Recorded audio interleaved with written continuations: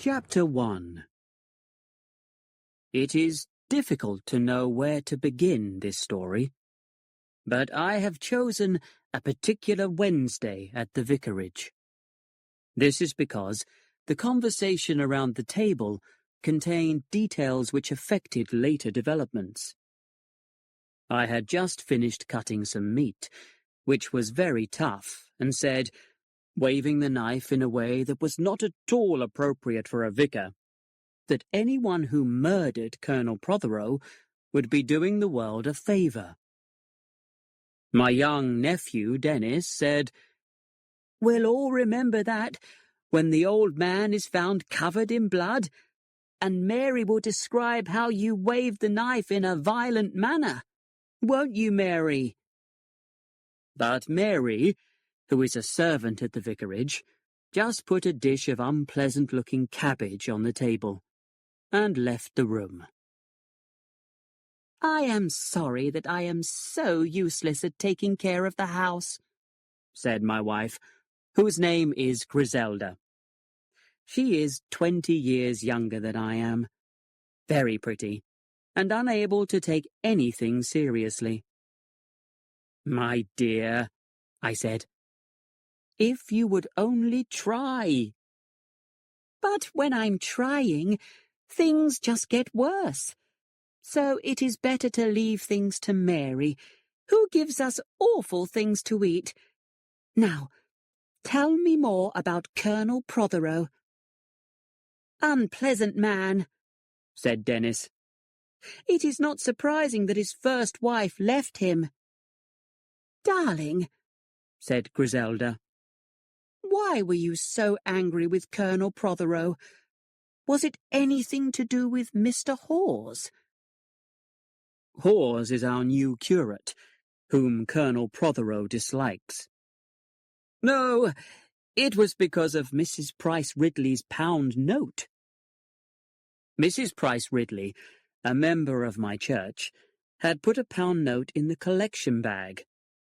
Later, when she was reading the amount collected on the church notice board, she saw that no pound note had been received. So she complained to Colonel Prothero, who is a church warden.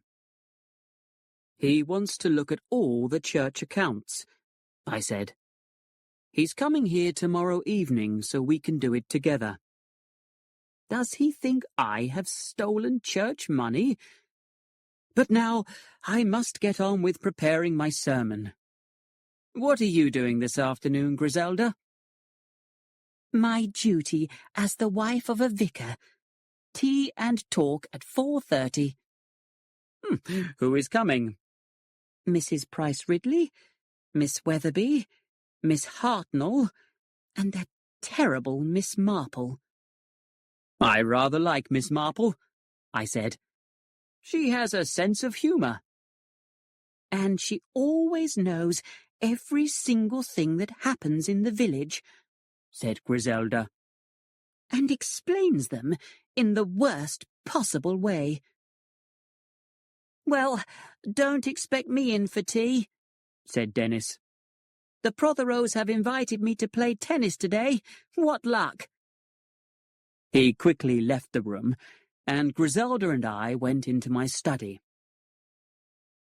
"I wonder what we would talk about at tea," said Griselda. "Mrs. Lestrange, I suppose. It's so mysterious, isn't it? The way she suddenly rented a house here, and hardly ever goes outside it. It's like a detective story. You know, who is she? The mysterious woman with the pale, beautiful face. Nobody knows." "You read too many detective stories," I said. "Now, I must start my sermon."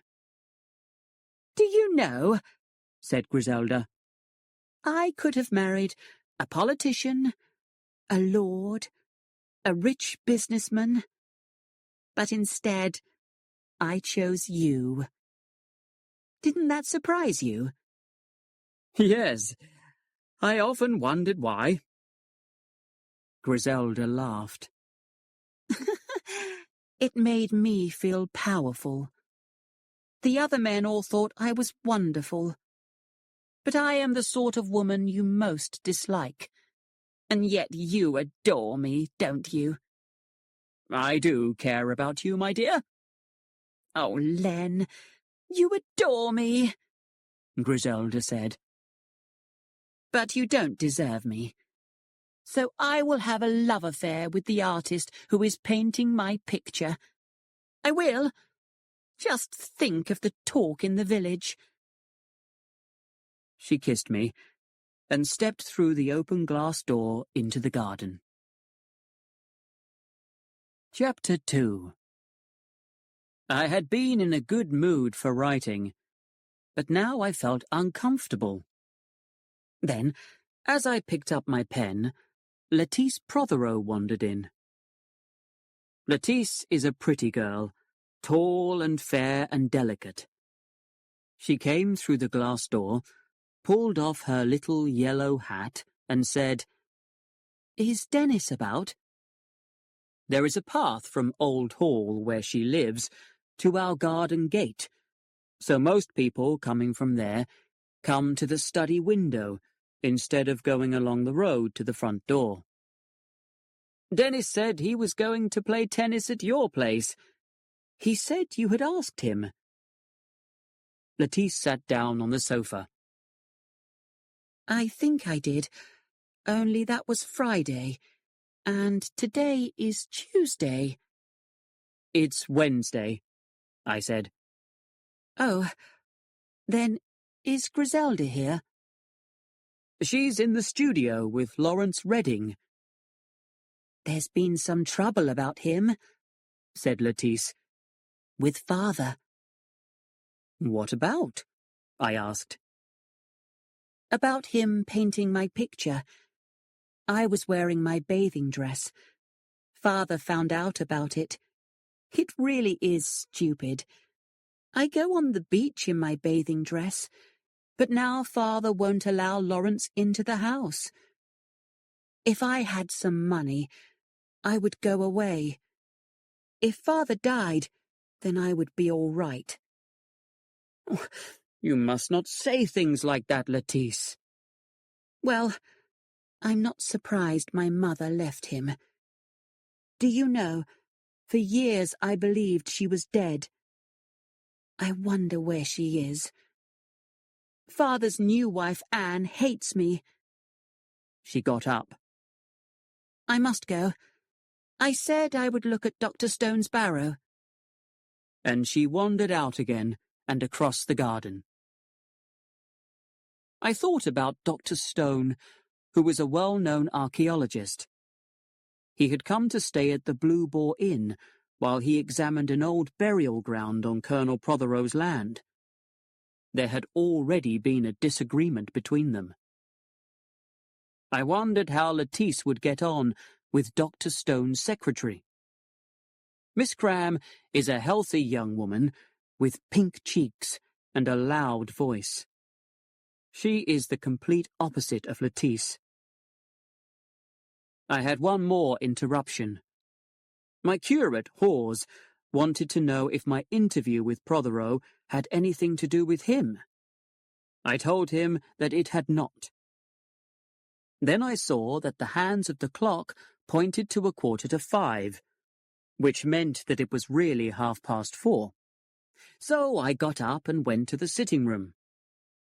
4 ladies holding teacups were gathered there with Griselda. I sat down between Miss Marple and Miss Weatherby. We were just talking, said Griselda, about Dr. Stone and Miss Cram. No nice girl would do it, Miss Weatherby said. Do what? I asked. Be a secretary to an unmarried man. Oh, my dear, said Miss Marple. I think married ones are the worst. Don't you think, said my wife, that Miss Cram might just like having an interesting job? There was silence. Then Miss Marple patted Griselda's arm. You think the best of everyone. But do you really think she is attracted to that boring old man? Griselda said. He got angry with Colonel Prothero the other day, said Miss Marple. The Colonel accused him of knowing nothing about archaeology. How like Colonel Prothero, and what nonsense, said Mrs. Price Ridley. Very like Colonel Prothero, but perhaps it was not nonsense, said Miss Marple. We do sometimes trust people too easily. There has also been some talk about that young artist, Mr. Redding, hasn't there? Said Miss Weatherby. Did Lettice tell you about it? Miss Marple asked me. I saw her go round to the study window. Miss Marple lives next door and sees everything, usually when she is gardening. She mentioned it, yes, I admitted. Oh, cried Miss Weatherby. And I saw Dr. Haydock coming out of Mrs. Lestrange's cottage. Perhaps she's ill, suggested Mrs. Price Ridley. No, said Miss Hartnell. I saw her walking round her garden this afternoon. She and Dr. Haydock may be old friends, said Mrs. Price Ridley. Yes, I do know, said Griselda. Everyone leaned forward. That when they were abroad, her husband was killed, and Dr. Haydock rescued her. The excitement rose. Then Miss Marple said, Bad girl, if you make things up, people often believe them, and sometimes that leads to problems. I wonder if there is a romance between the artist Lawrence Redding and Lettice Prothero, said Miss Weatherby. Not Lettice. Miss Marple seemed thoughtful. But perhaps another person. She was looking at Griselda as she spoke, and I suddenly felt very angry. Don't you think, Miss Marple, I said, that problems may be caused by careless talk? Dear Vicar, said Miss Marple, careless talk is often unkind, but it is also often true. Chapter 3. Awful old woman, said Griselda when the ladies had gone. Len, do you really think I am having a romance with Lawrence Redding? No, of course not. But I do wish you would be more careful in what you say. Lawrence never even tries to kiss me, she said. I can't understand why. He knows that you're a married woman. You don't want him to kiss you, do you? Not really, said Griselda. If he's in love with Lettice Prothero. Miss Marple didn't think he was. Miss Marple may be wrong. She never is. Griselda paused, then said, You do believe me, don't you, when I say there's nothing between Lawrence and me? My dear, I said, of course. Dear Len. My wife kissed me.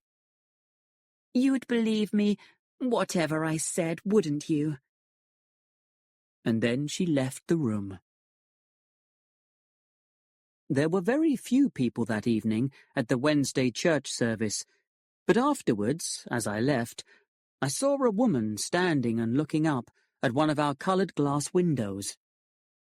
It was Mrs. Lestrange. "These windows are beautiful," she said. We walked down the road, which went past her house.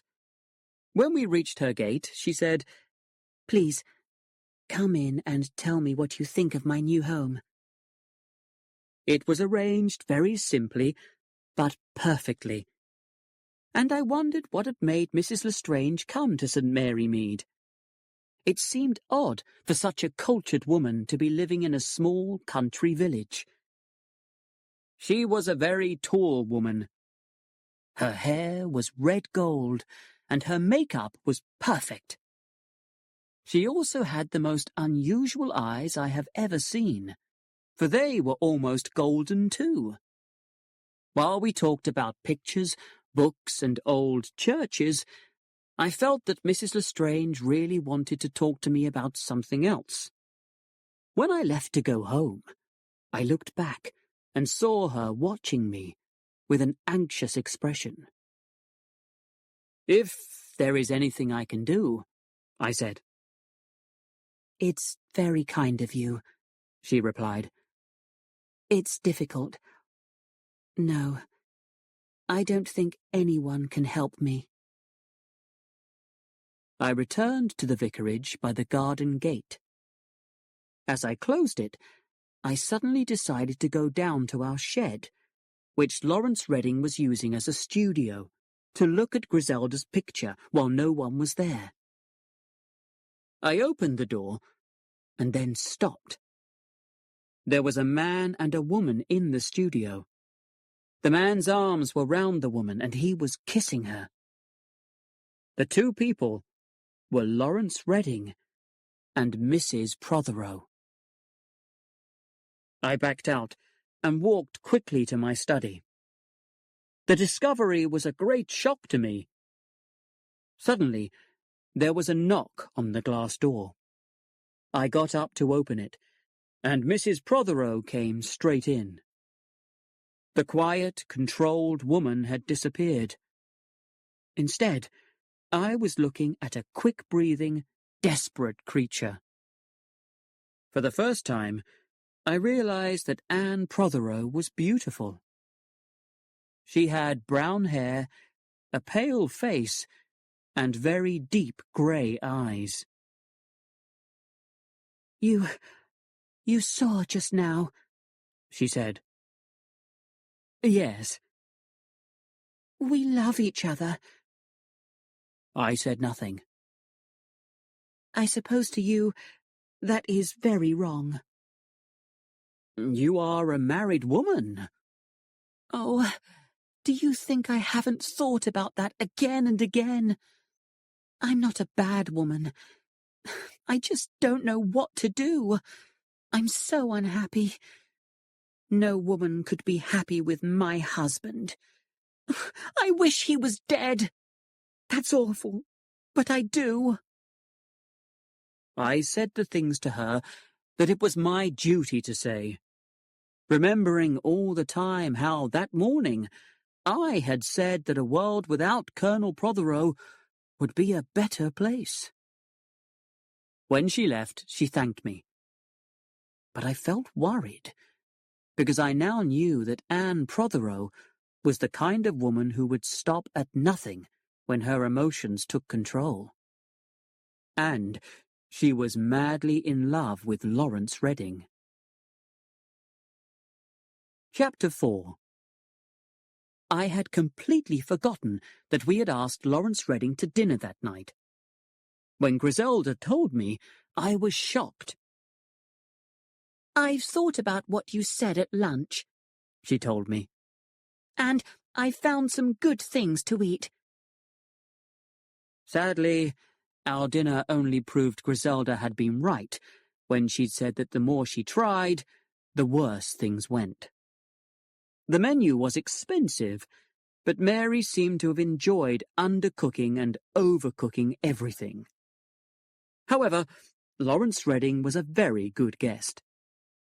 He has dark hair, his eyes are bright blue, and he can tell a good story.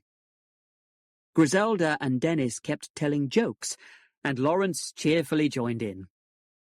However, I was not surprised when, after dinner, he suggested we went to my study. As soon as we were alone, his manner changed.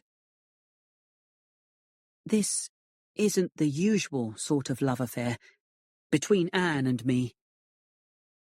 I told him that people had been saying that since the beginning of time, and a strange little smile touched his lips. Of course, if this were a book, the old man would die, and no one would be sorry. I told him that was a cruel thing to say. Oh, I didn't mean I was going to put a knife in his back, though I'd thank anyone who did. I'm surprised the first Mrs. Prothero didn't kill him. You don't know how Anne suffers. If I had enough money, I'd take her away now. Then I spoke to him very seriously and asked him to leave St. Mary Mead. If he stayed, people would start to talk about his relationship with Anne. Colonel Prothero would hear about it, and things would be made much worse for her. But everyone thinks my interest is in Lettice. Haven't you thought, I asked, that Lettice might think that too?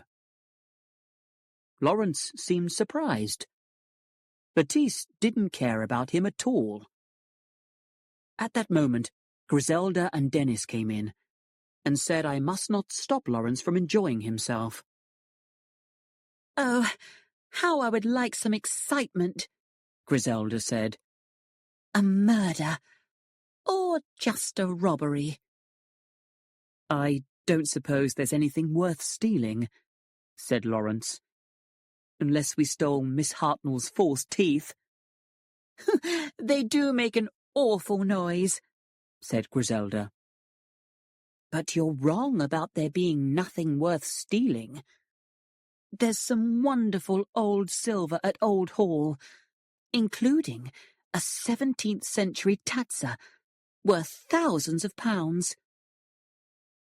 The old man would probably shoot you, said Dennis.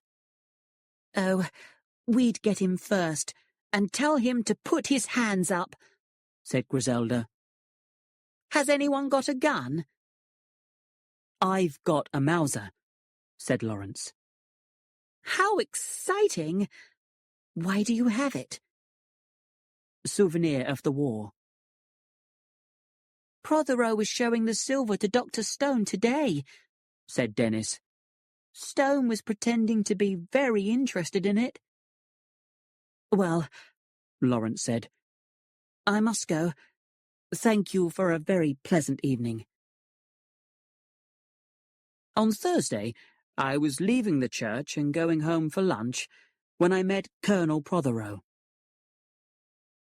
That criminal, Mr. Archer, he shouted. He came out of prison yesterday and is promising to punish me. Why? Because when I, as a magistrate, sent him to prison, I did not consider his wife and children. What nonsense! I am sure you agree with me. You forget, I said. As a vicar, I believe in forgiveness. Nonsense! What we need is strong Christianity. So, I'll come to the vicarage this evening, as we arranged, at 6:15. And he walked away. I went home, had lunch, and went out again to visit some people. Griselda had gone to London by the cheap Thursday train. When I returned, at about 4:15, Mary told me that Mr. Redding was waiting for me in the study. He looked very pale. Vicar, you were right. I must leave the village. I think you have made the right decision, I said. Will you look after Anne? Of course. I will do everything I can to help her. Thank you. He shook my hand. I will leave tomorrow. When he had gone, I tried to write my sermon. But at 5:30 the telephone rang. I was told that Mr. Abbott of Low Farm was dying and asked to come at once. Low Farm was nearly 2 miles away, and I could not possibly get back by 6:15. I rang up Old Hall, but I was informed that Colonel Prothero had just gone out. So I told Mary that I would try to be back by 6:30, and left. Chapter 5. It was nearly 7 when I returned. As I reached the vicarage gate, it opened, and Lawrence Redding came out. He was shaking all over. "Hello," I said. "Sorry I was out. Come back. I've got to see Prothero, but we won't be long." Prothero, he began to laugh. "Oh, you'll see Prothero all right. Oh, yes." Worried, I stretched out a hand towards him. "No," he shouted. "I've got to get away. I've got to think." And he began to run down the road. I went on into the vicarage. The front door is always open. But I rang the bell, and Mary answered it. "Is Colonel Prothero here?" I asked her. "He has been here since 6:15. "And Mr. Redding has been here?" "He came a few minutes ago. I told him you would be back soon, and that Colonel Prothero was waiting in the study. He said he'd wait too. He's in there now." "No, he isn't," I said. "I've just met him outside." "Well, he can't have stayed more than 2 minutes. I went down the passage and opened the study door.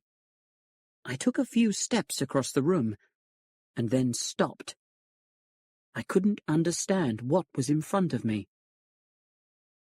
Colonel Prothero was lying across my desk. There was a pool of some dark liquid by his head, and it was dripping onto the floor. I went across to him. His skin was cold. The man was dead, shot through the head. I called Mary, and I ordered her to run and fetch Dr. Haydock. Haydock is a big man with an honest face. When he arrived, he bent over Colonel Prothero and examined him. Then he looked at me. "He's dead. He's been dead for half an hour, I think." "Suicide?" "No. Look at the position of the wound. And where's the weapon? I'd better call the police." He picked up the telephone and gave the facts as simply as possible. "Is it murder?" I asked. "Looks like it." "There's one rather strange thing," I said. "This afternoon I was asked to go to a dying man, but when I got there, everyone was very surprised. The man was much better, and his wife said she had not telephoned me."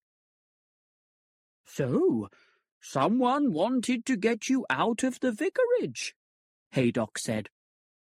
"Where's your wife?" "Gone up to London for the day." "And the servant?"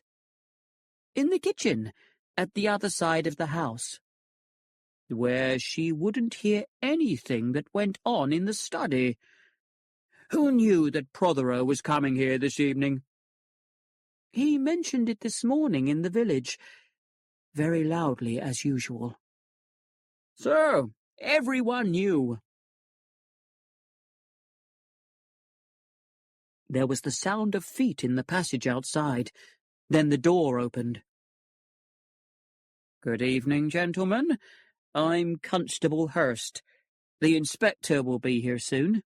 Until then, I will ask the questions." He took out his notebook. I repeated my story of discovering the body. Then he turned to the doctor. "In your opinion, Dr. Haydock, what was the cause of death?" "Shot through the head." "And the weapon?" "I can't be sure until we get the bullet out, but it was probably a small pistol. Say a Mauser .25. I suddenly remembered the conversation last night, and Lawrence Redding telling us he had a Mauser. Hurst asked Dr. Haydock, "When, in your opinion, did the death happen?" "He has been dead just over half an hour, I think. Certainly not longer." At this moment, Inspector Slack arrived. I've never met a man more different from his name. He was not just very energetic, but also extremely rude and bossy.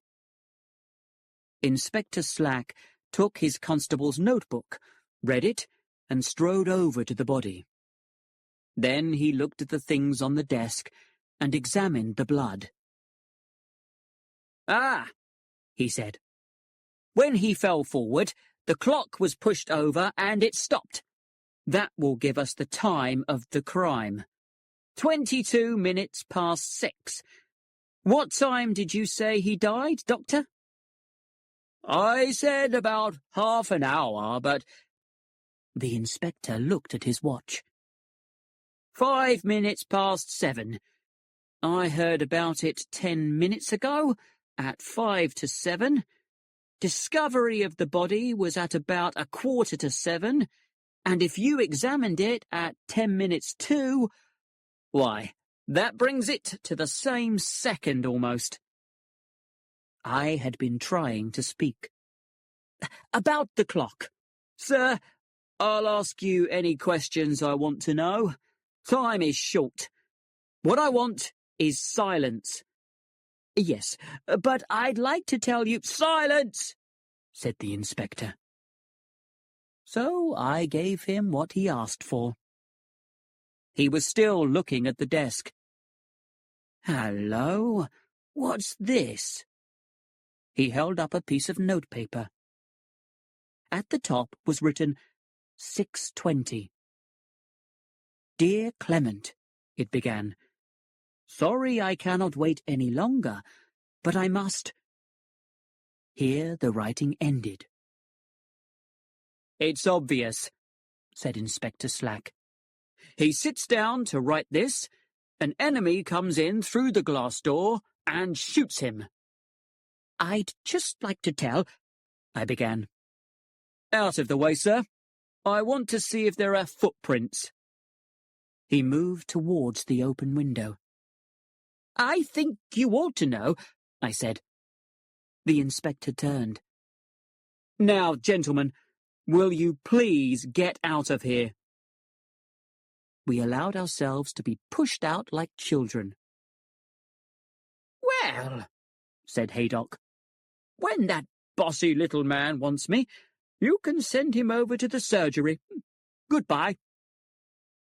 Then Mary came to tell me that Griselda was back. So I went to the sitting room and told her everything. Finally, I said, "The letter is headed 6:20, and the clock fell over and has stopped at 6:22. "Yes," said Griselda. "But didn't you tell him that the study clock was always kept 1/4 of an hour ahead?" "No," I said. "He wouldn't let me." "But Len," Griselda said, "that is extraordinary, because when that clock said 20 past 6, it was really only 5 minutes past, and at 5 minutes past, I don't suppose Colonel Prothero had even arrived at the house." Chapter 6. We thought that Inspector Slack would come and ask me what it was I had wanted to tell him, so we were surprised when Mary told us that he had gone. Then Griselda said she would go to Old Hall. "It will be so awful for Anne Prothero." Just after she left, Dennis returned from a tennis party. "I've always wanted to be right in the middle of a murder," he said, and went out into the garden to look for footprints. His cheerfulness rather upset me, but death means very little to a boy of 16. An hour later, Griselda came back. She had seen Anne Prothero just after the inspector had told her the news. "How did she seem?" I asked. "She was very quiet." "What about Lettice?" "She was out playing tennis somewhere. But Anne was really very quiet. Very strange." "The shock?" I suggested. "I suppose so. And yet, she didn't seem so much shocked as frightened." "Frightened?" "Yes. I wonder if she knows who killed him. She kept asking if there were any suspects." And then Dennis came in, full of excitement, because of a footprint he had found in one of the flower beds. He was sure that it was very important. But it was Mary, not Dennis, who brought us the sensational news next morning. We had just sat down to breakfast when she appeared at the door. "They've arrested Mr. Redding." "Arrested Lawrence?" cried Griselda. "It must be some mistake." "No mistake," said Mary. "Mr. Redding went to the police station himself last night. He went in, threw down the pistol and said, 'I did it,' just like that." Satisfied, she left the room. "It can't be true," Griselda said. "What reason could Lawrence have for killing Colonel Prothero?" I could have answered that question, but I did not wish to involve Anne Prothero. "Remember, I met him just outside the gate. He looked like a madman." "There's the clock, too," I said.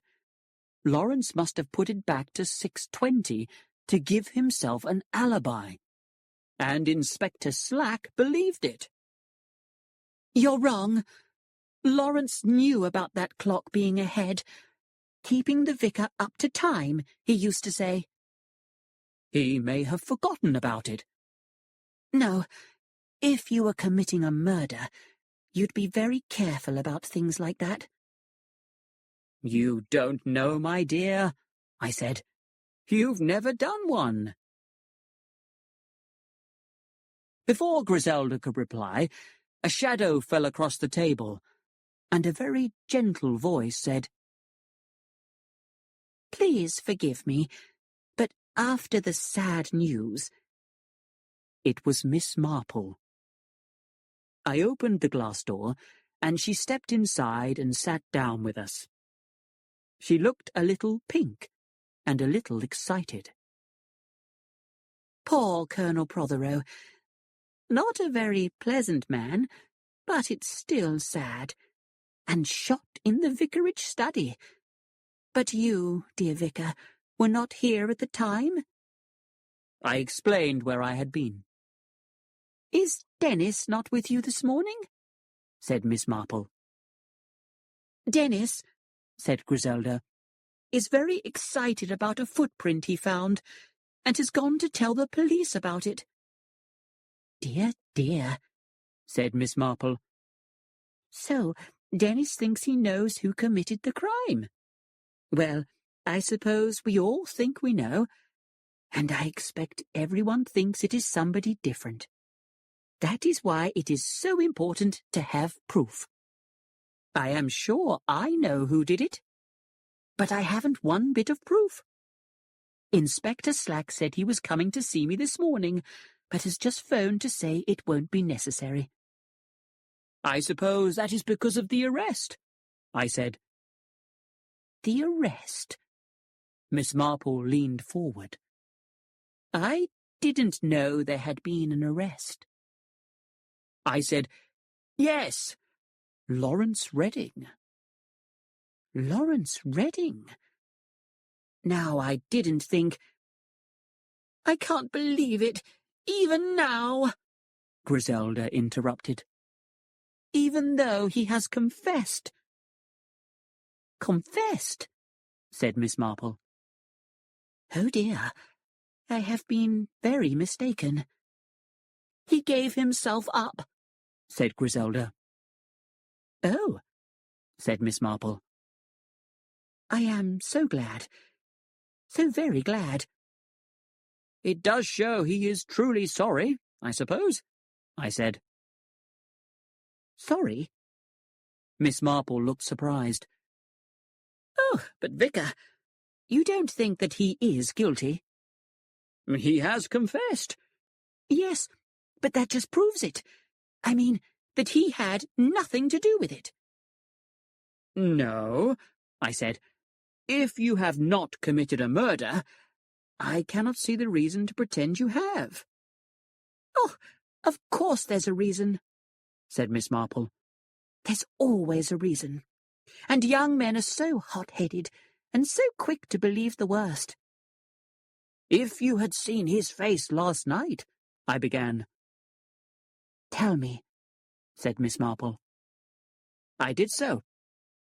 When I had finished, she said, I know that I am very often rather stupid, but I really do not understand your point. It seems to me that if a young man had decided to take another man's life, he would not appear upset about it afterwards. It is difficult to imagine being in such a position, but I cannot believe I would be upset myself. But if there was an argument, I argued, the shot may have been fired in sudden anger, and Lawrence might have been very upset afterwards about what he had done. But, Mr. Clement, it does not seem to me that the facts fit your argument. Your maid said that Mr. Redding was only in the house for 2 minutes, and the Colonel was shot while he was writing a letter. The letter also seems very strange. I mean... She looked round. Lettice Prothero came in through the glass door. I hear they've arrested Lawrence. Yes, said Griselda. Have you seen my hat here? A little yellow one, said Lettice. I think I left it in the study. If you did, it's there still, said Griselda. I'll go and see, said Lettice.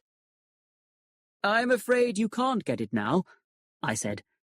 Inspector Slack has locked the room. Oh, what a bore.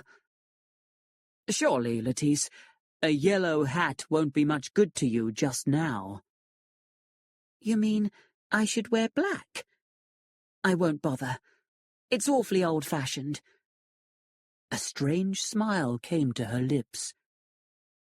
I think I'll go home and tell Anne that Lawrence has been arrested.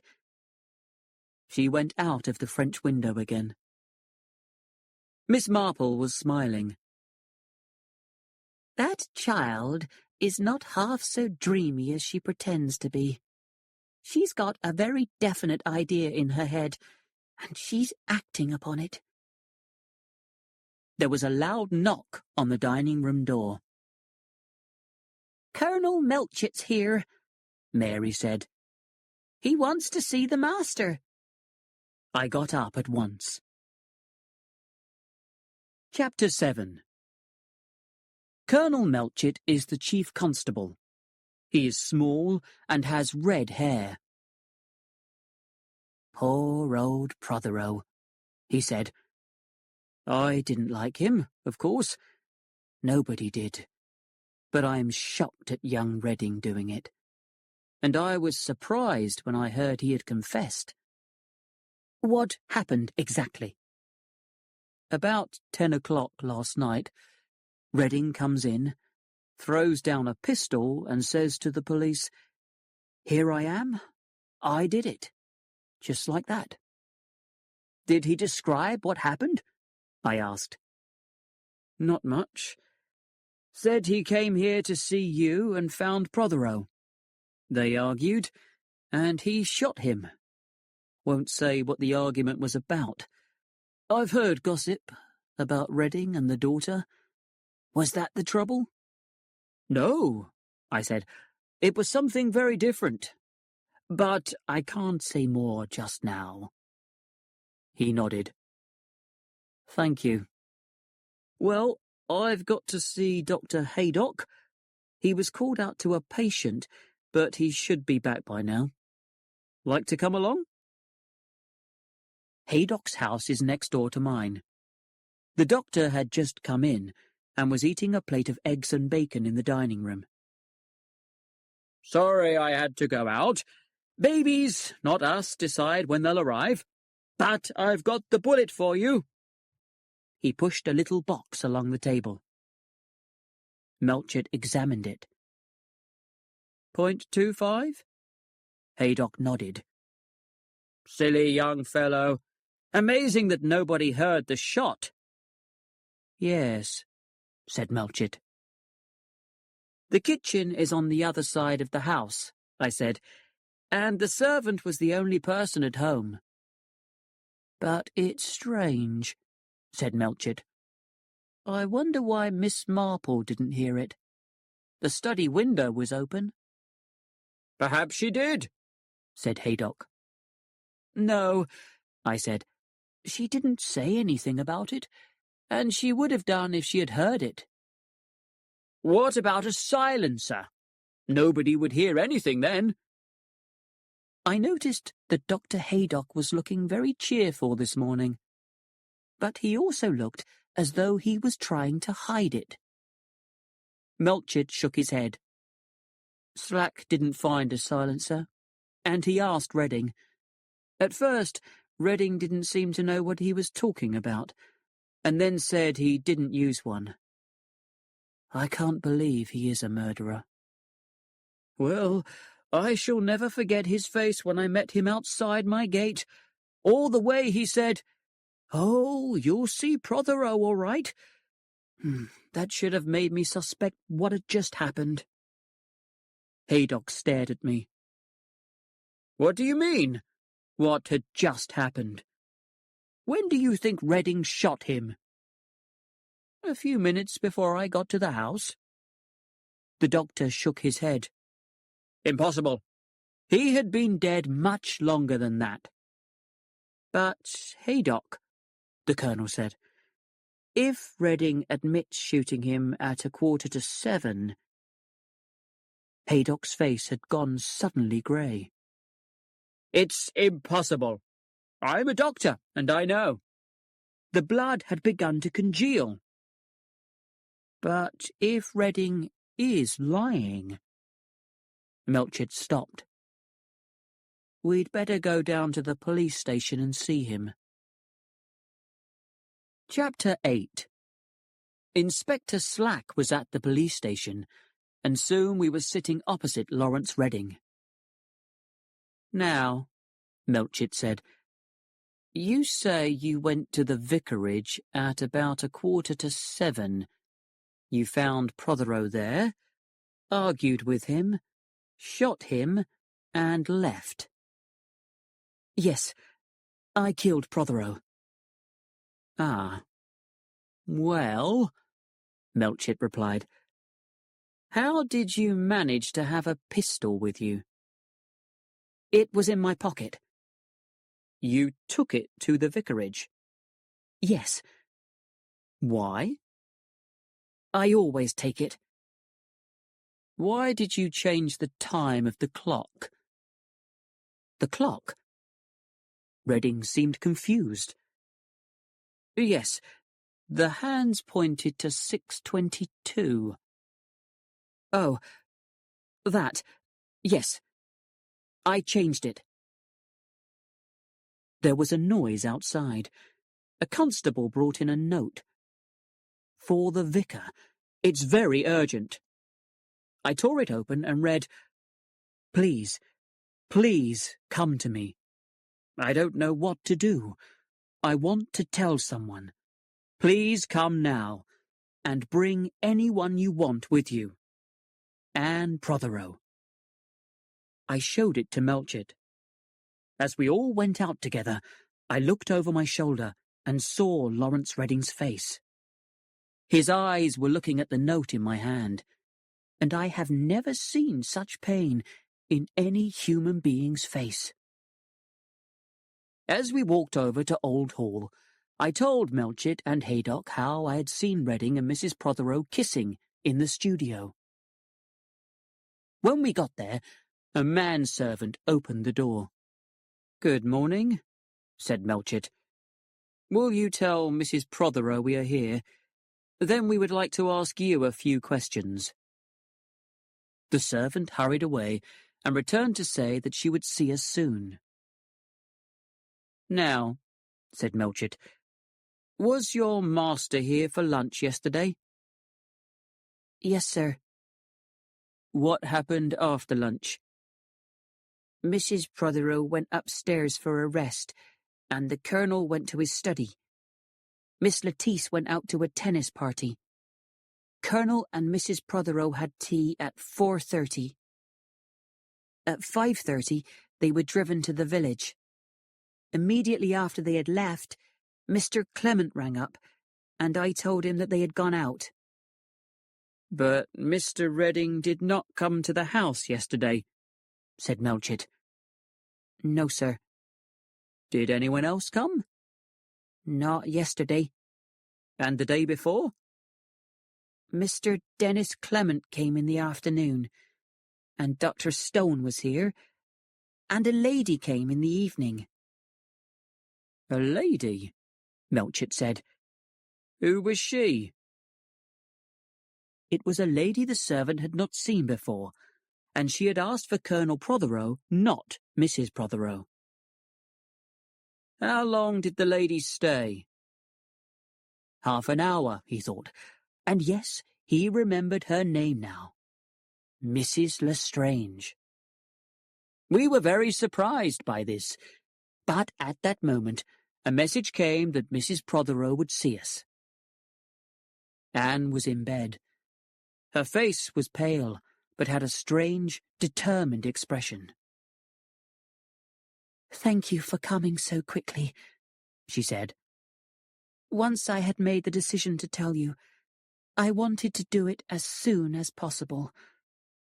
So, Colonel Melchett, it was I who killed my husband." Colonel Melchett said, "My dear Mrs. Prothero." "It's true. I hated him, and yesterday I shot him." "Did you know, Mrs. Prothero, that Lawrence Redding has already confessed to the crime?" Anne nodded. "He's in love with me. It was very good of him, but very silly." "He knew that it was you who killed your husband?" "Yes." "How did he know?" She paused. "I told him. I don't want to talk about it any more." "Where did you get the pistol, Mrs. Prothero?" "The pistol? Oh, it was my husband's. I got it out of the drawer beside his bed." "And you took it with you to the vicarage?" "Yes, I knew he would be there." "What time was this?" "It must have been after 6, 1:15, something like that." "You took the pistol meaning to shoot your husband?" "No, meaning to shoot myself. But I went to the study window. I looked in. I saw my husband, and I fired." "And then?" "Then I went away." "Did anybody see you entering or leaving the vicarage?" "Yes, Miss Marple. She was in her garden." She closed her eyes.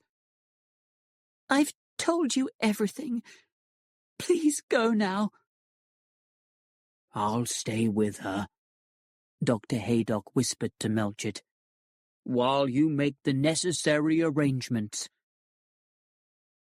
As Melchett and I left the bedroom, I saw a thin man come out of another room along the passage. "Are you Colonel Prothero's personal servant?" I asked. "Yes, sir." "Do you know whether he kept a pistol anywhere?"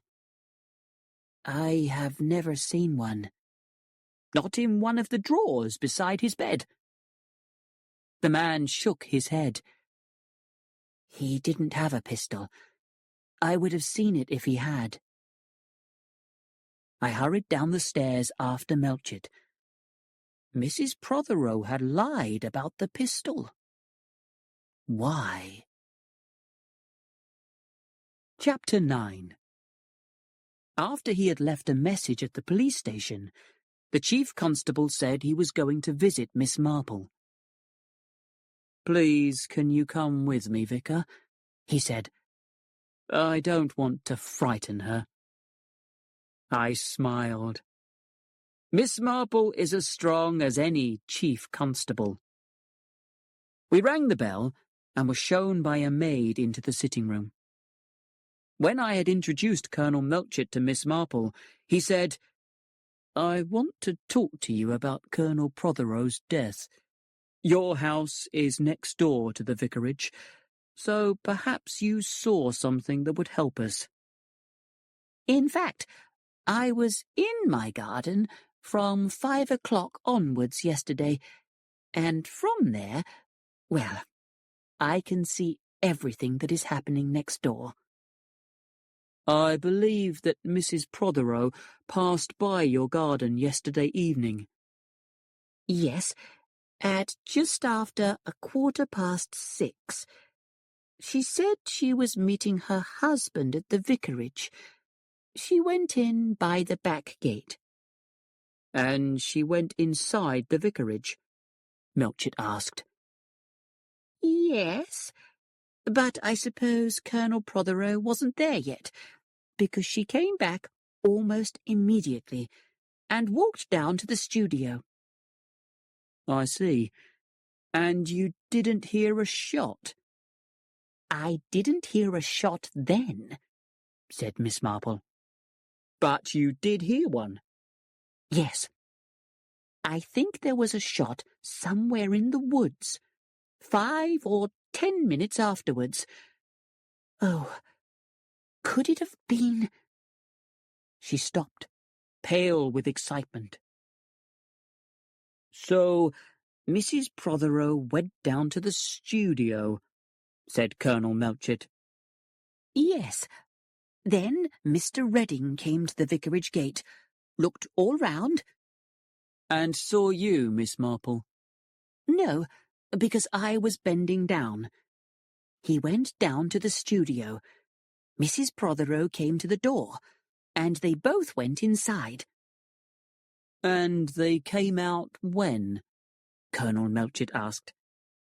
"About 10 minutes later, and Dr. Stone came down the path from Old Hall, so they all walked towards the village together.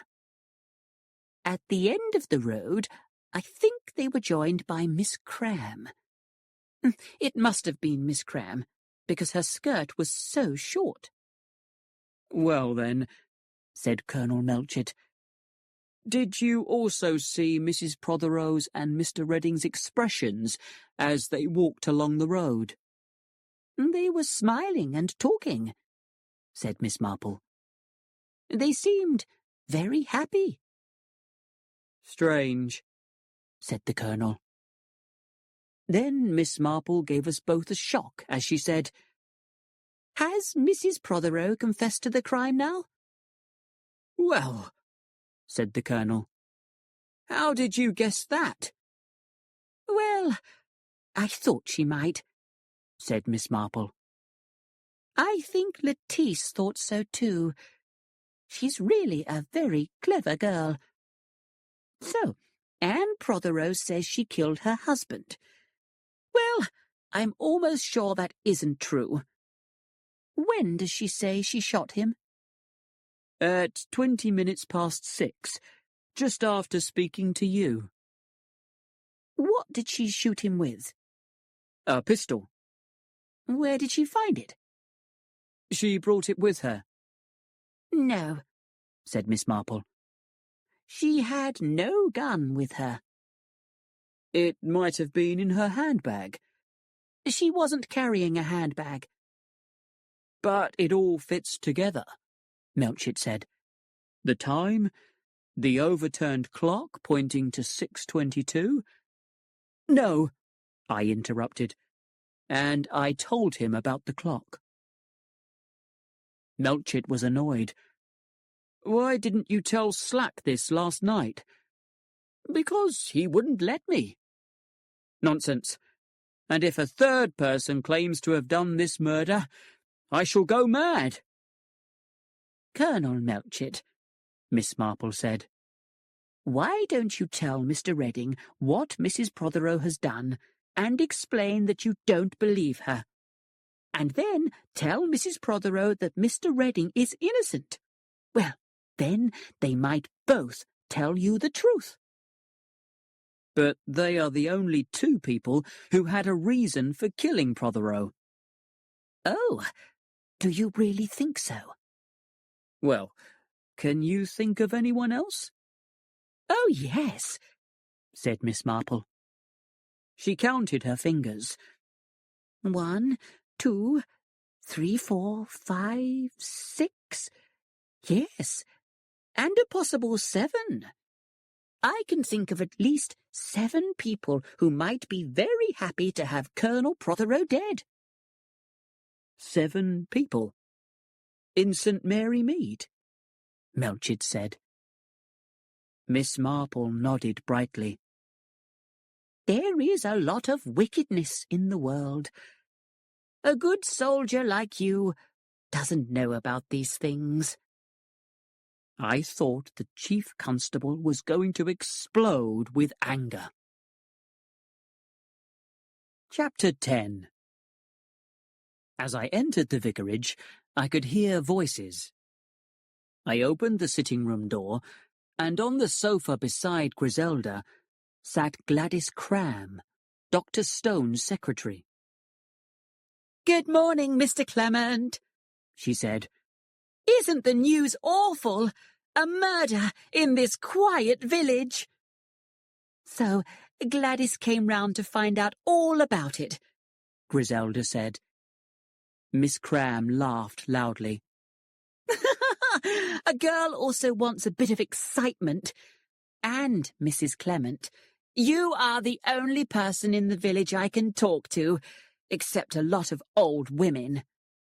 "There's Lettice Prothero," I said. She shook her head. "She's too grand to talk to a girl who has to work to earn money. Although I did hear her saying she wanted to work herself. She's not very happy at home. Well, who would be happy with a stepmother? I wouldn't put up with it." "Ah, but you're strong," said Griselda. Miss Cram was obviously pleased. "That's me, and I've told Dr. Stone that I must have regular times off. These scientists, they think a girl's a kind of machine. Dr. Stone thinks only about archaeology." "Is he at the Barrow now?" asked Griselda. Miss Cram shook her head. "He's not very well this morning. But do tell me, Mr. Clement, what do the police think about the murder?" "Well," I said, "things are a little uncertain." "Ah, then they don't think Lawrence Redding did it. So good-looking, isn't he? Like a film star. I couldn't believe it when I heard the police had arrested him. They're very stupid, aren't they?" "Mr. Redding came in and confessed," I said. "Why? What did he kill Prothero for?" "It's not certain that he did kill him." "But why would he say he had done it if he hadn't?" I could think of no answer to this. Well, She got up, I suppose I must go. and with many thanks and goodbyes, she left. So I told Griselda everything that had happened that morning, then rang the bell for Mary. When she came in, I asked her, "Mary, are you sure you didn't hear the shot yesterday evening?" The shot that killed old Prothero? No, of course I didn't. If I had, I would have gone in to see what had happened. Yes, but did you hear any other shot? One down in the woods, perhaps? Oh, that. Mary paused. Just one. Strange sort of noise it was. What time did you hear it? I don't know. Was it long before Mr. Redding came? No. 10 minutes? A quarter of an hour? Not longer than that. I nodded. Is that all? Said Mary. Because the potatoes are probably burning. Yes, you can go. She left the room, and I turned to Griselda. Don't you think it would be a good idea if Mary was taught how to cook? No. If she learned to cook, she would leave to get more money. So while Mary can't cook, we're safe, because nobody else would want her. Also, continued Griselda, you must forgive her for not caring about Colonel Prothero's death, because he sent her boyfriend to prison. What for? For poaching. You know that man Archer? Mary has been with him for 2 years. I didn't know that. Darling Len, you never know anything. It's strange, I said, that everyone says the shot came from the woods. It's not strange at all, said Griselda. One often hears shots in the woods.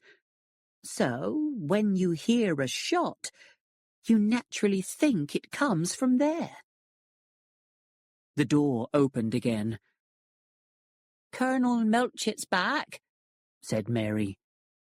And that police inspector. They're in the study. Chapter 11. As soon as I went in, Melchett said, "Inspector Slack does not believe that Redding is innocent." "If he didn't do it, why did he say that he did?" said Slack. "But Mrs. Prothero did exactly the same." "That's different.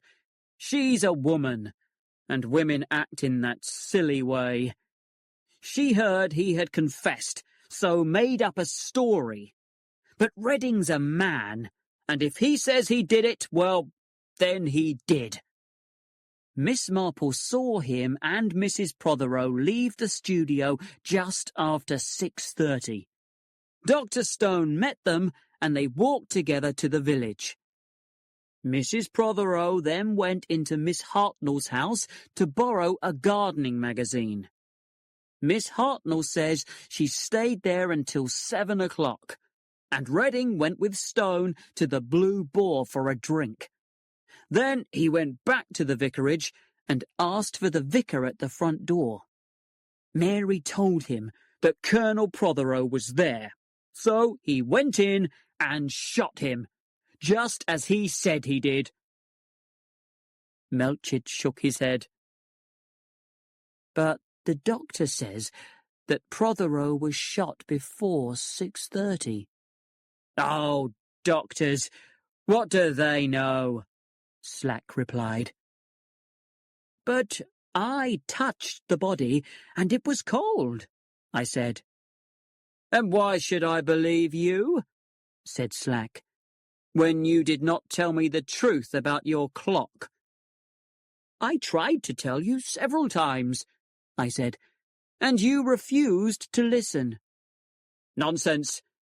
And anyway, Why do you keep your clock a quarter of an hour ahead? It is supposed, I said, to help me to be on time. Inspector, said Colonel Melchett, what we want is the true story from both Mrs. Prothero and Mr. Redding.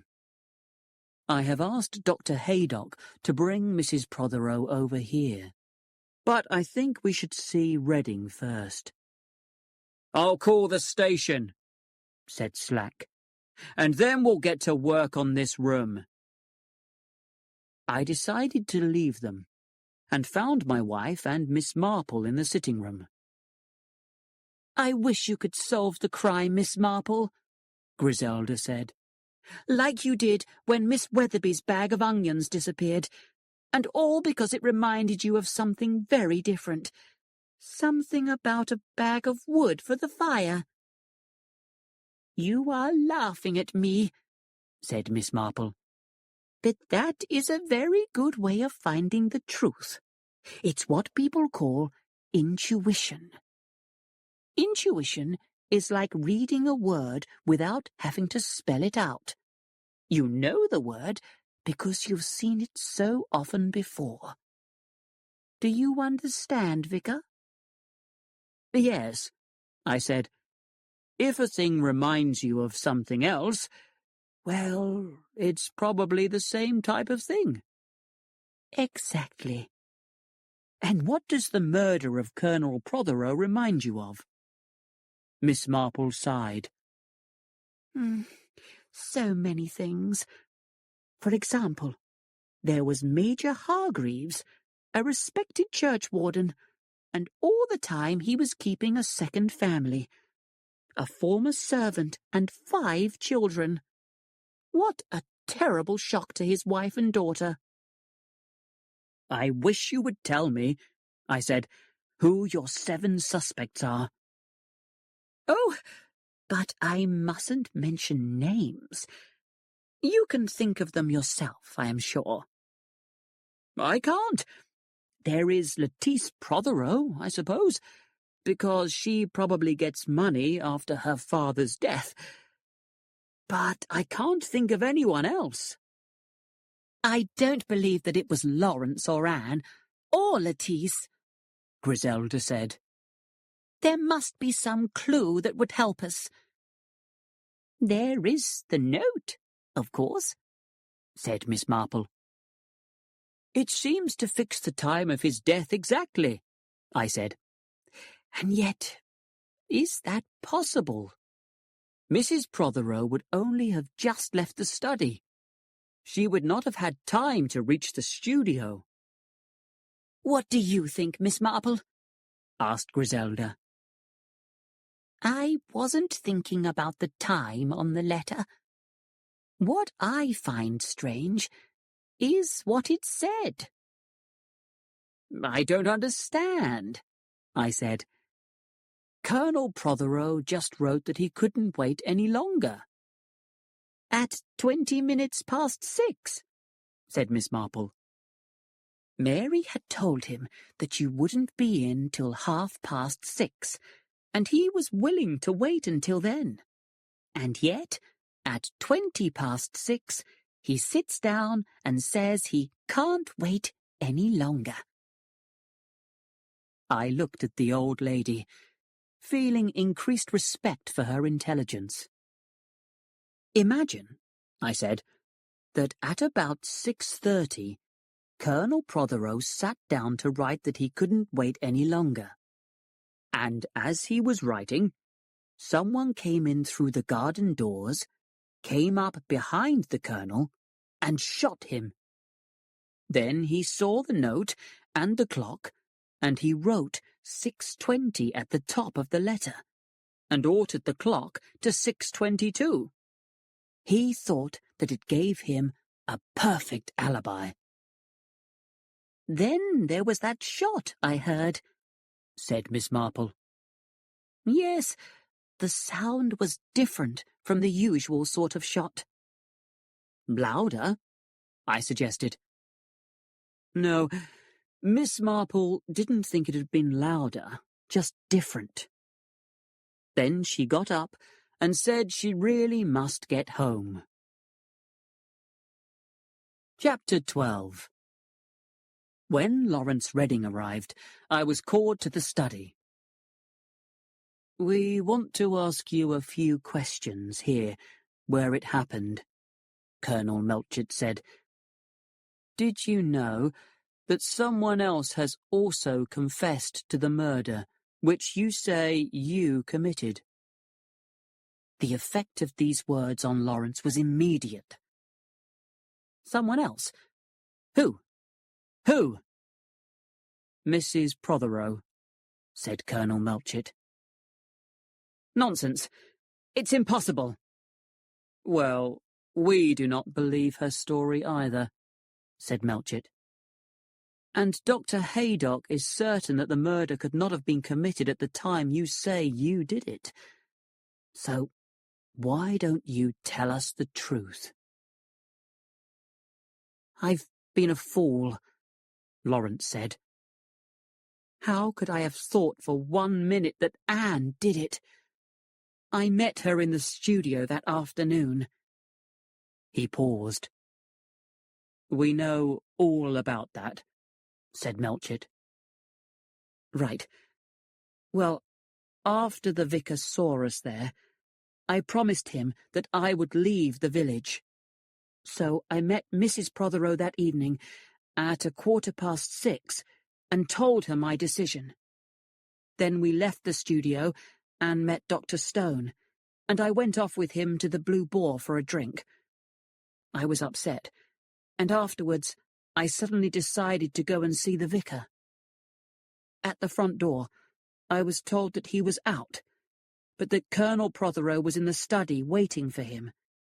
So I said I'd wait too." He stopped. "Well?" said Colonel Melchett. Prothero was sitting at the desk. He was dead. Then I saw the pistol lying on the floor beside him. I picked it up and recognized it as my pistol. And I just thought Anne must have taken it, meaning to shoot herself, because she was so unhappy. I thought that after we parted in the village, she must have come back here and... So I put the pistol in my pocket and left. Just outside the gate, I met the vicar. He said something nice and normal about seeing Prothero, and I just started shouting. Then I walked and walked, and I thought that if Anne had done this awful thing, I was responsible. So I went and confessed." The colonel said, "Did you touch the body?" "No, I could see he was dead without touching him." "Did you see a note on the desk?" "No." "Did you touch the clock?" "No. I remember a clock lying there, but I did not touch it." "When did you last see your pistol?" Lawrence Redding thought. "I'm not sure." "Where do you keep it?" "On a shelf in my cottage." "Who has been to your cottage lately?" "Oh, crowds of people. I had a tea party the day before yesterday. Lettice Prothero, Dennis, and all their friends. And then some of the old ladies often come in." "Do you lock the cottage up when you go out?" "No. No one locks their house up round here." "Who cleans your cottage?" "Old Mrs. Archer comes in every morning." "Would she remember when she last saw the pistol?" "I don't know." "So, almost anyone might have taken it."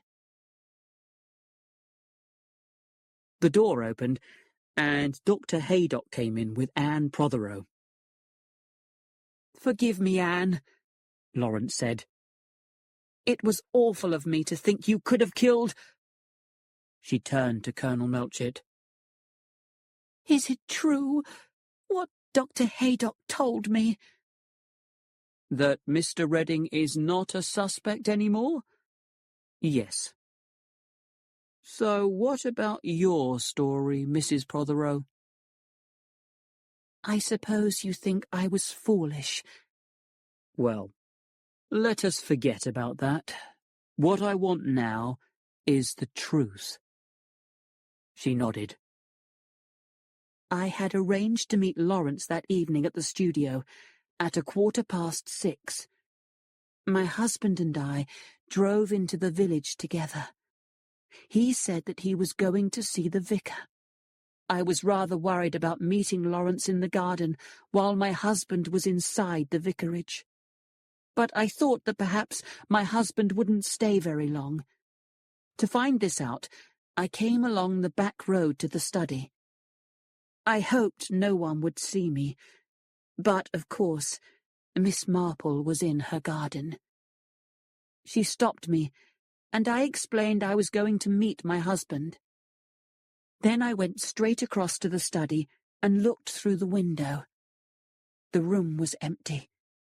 So I hurried down to the studio, where Lawrence joined me.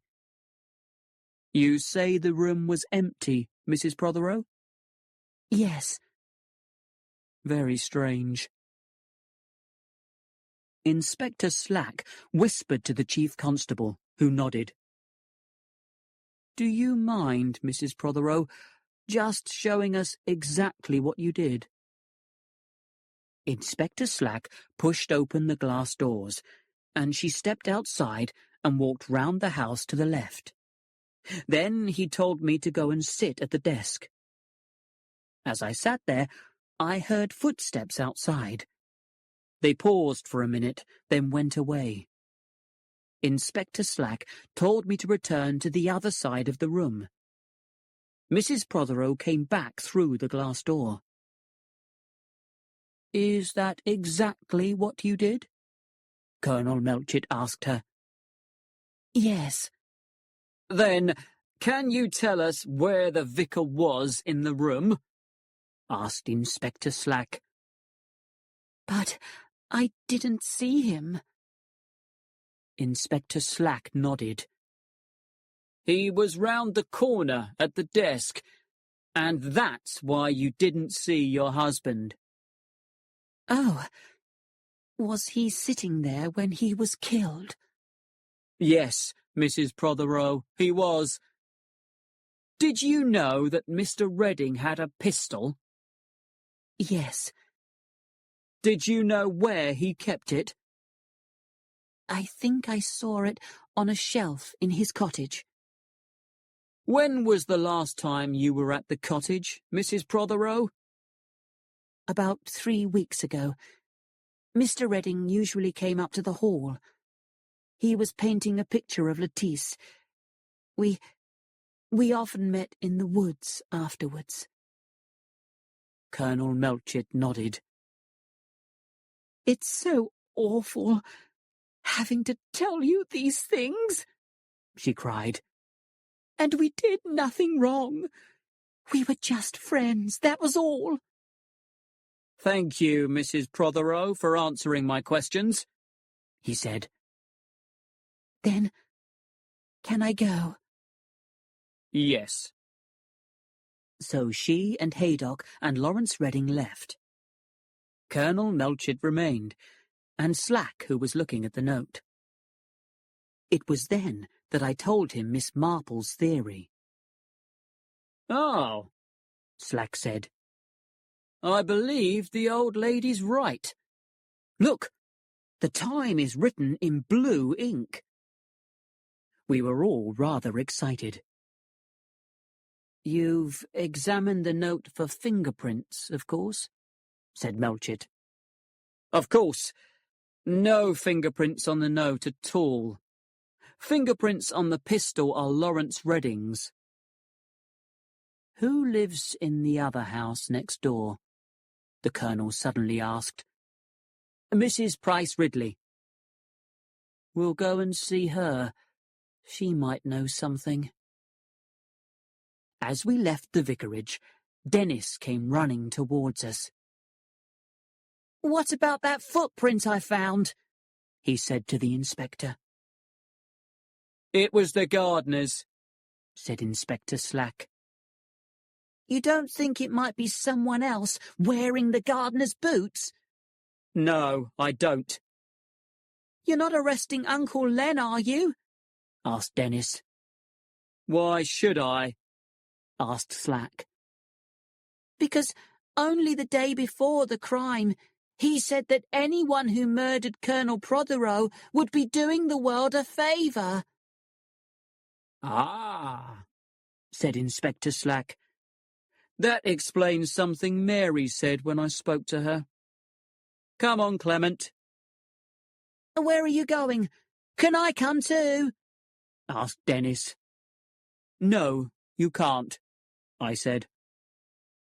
We left him looking after us with a hurt expression. We went up to the neat front door of Mrs. Price Ridley's house, and the inspector rang the bell. A pretty servant answered the door.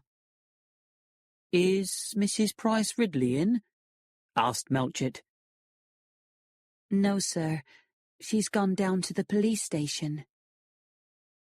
As we left, Melchett said, If she's gone to confess to the murder too, I really shall go mad. Chapter 13. We discovered Mrs. Price Ridley talking very fast to a patient policeman. She stopped when she saw us. Ah, I am glad you are taking action after what happened. Shocking it was. Well, have you anything you can tell us about it? Melchett asked. It's your job to tell me. We're doing our best, Mrs. Price Ridley, said the chief constable. But this man hadn't even heard of it till I told him, she cried. We all looked at the policeman. The lady was called on the telephone, he said. Bad language was used. Oh, I see, Colonel Melchett said. You came down here to make a complaint. Mrs. Price Ridley began talking again. I was telephoned in my own house and insulted. When? Yesterday evening, about 6:30, and I was threatened. What did they threaten you with? I can't remember. Was it a man's voice or a woman's? It was an unpleasant voice, said Mrs. Price Ridley. Now deep, now high. A very strange voice. Probably a joke, said the Colonel. But can you tell me exactly what was said? Mrs. Price Ridley thought about it. You promised to tell no one outside this room. Of course. Well, this person began by saying, You are a very unpleasant old woman who tells lies. Me, Colonel Melchett. And now the police are after you. Of course, you were upset, said Melchett, trying not to smile. Unless you keep quiet, it will be very bad for you, I replied. Who are you? And the voice answered, The Avenger. I gave a little cry, and the person laughed. Then they put down the telephone. I thought I was going to faint. So when I heard a shot in the woods, A shot in the woods? Asked Inspector Slack. Yes, like a very big gun. I had to lie down on the sofa. Shocking, said Melchett. And the shot was loud, as though it was close by. Perhaps because I was upset. What time was this? About 6:30.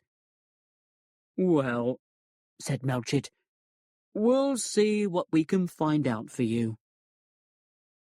Just think of the call as a joke, and don't worry, Mrs. Price Ridley, I said. She looked at me coldly.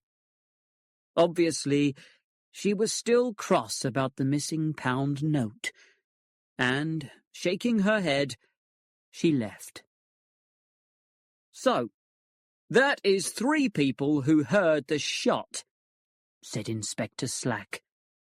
We've now got to find out who fired it. But first, I'm going to investigate that telephone call. It's to find out what everyone was doing that evening between 6 and 7. We'll begin with you, Mr. Clement.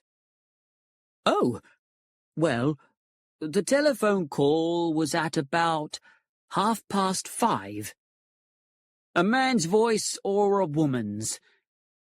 A woman's, I think. But I thought it was Mrs. Abbott speaking. And you left immediately? How long did it take you? It's nearly 2 miles, so... And where was Mrs. Clement? She was in London.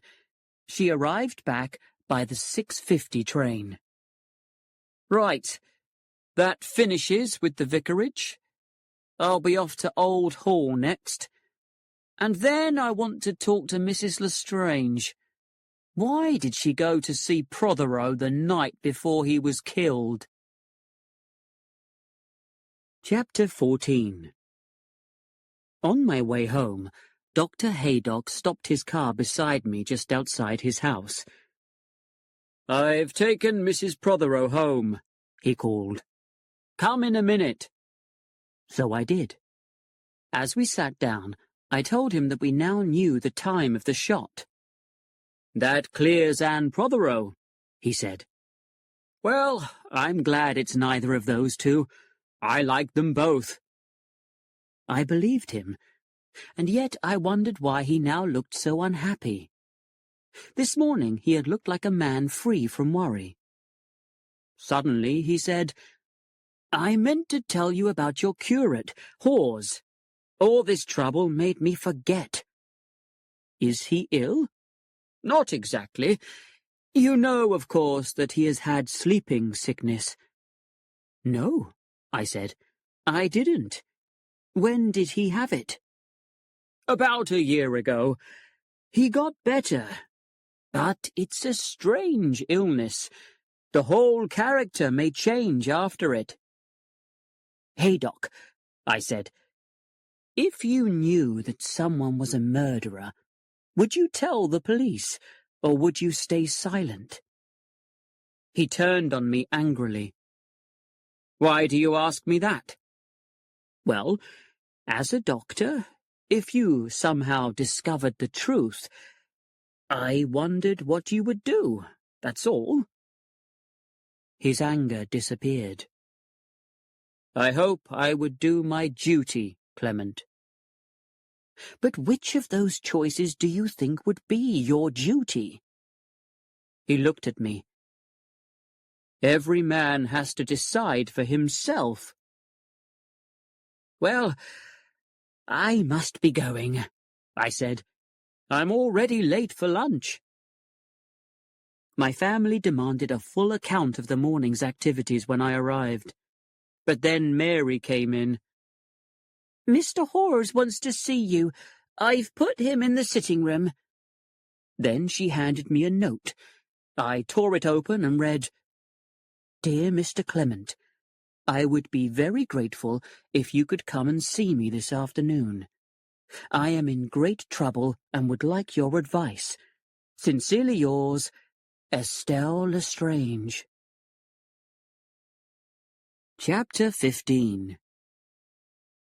Hawes was shaking all over. I told him he should be in bed, but he said that he was perfectly well. "I called to tell you how sorry I was that such a death has happened in the vicarage. But they haven't arrested Mr. Redding." "No," I said. That was all a mistake. Why?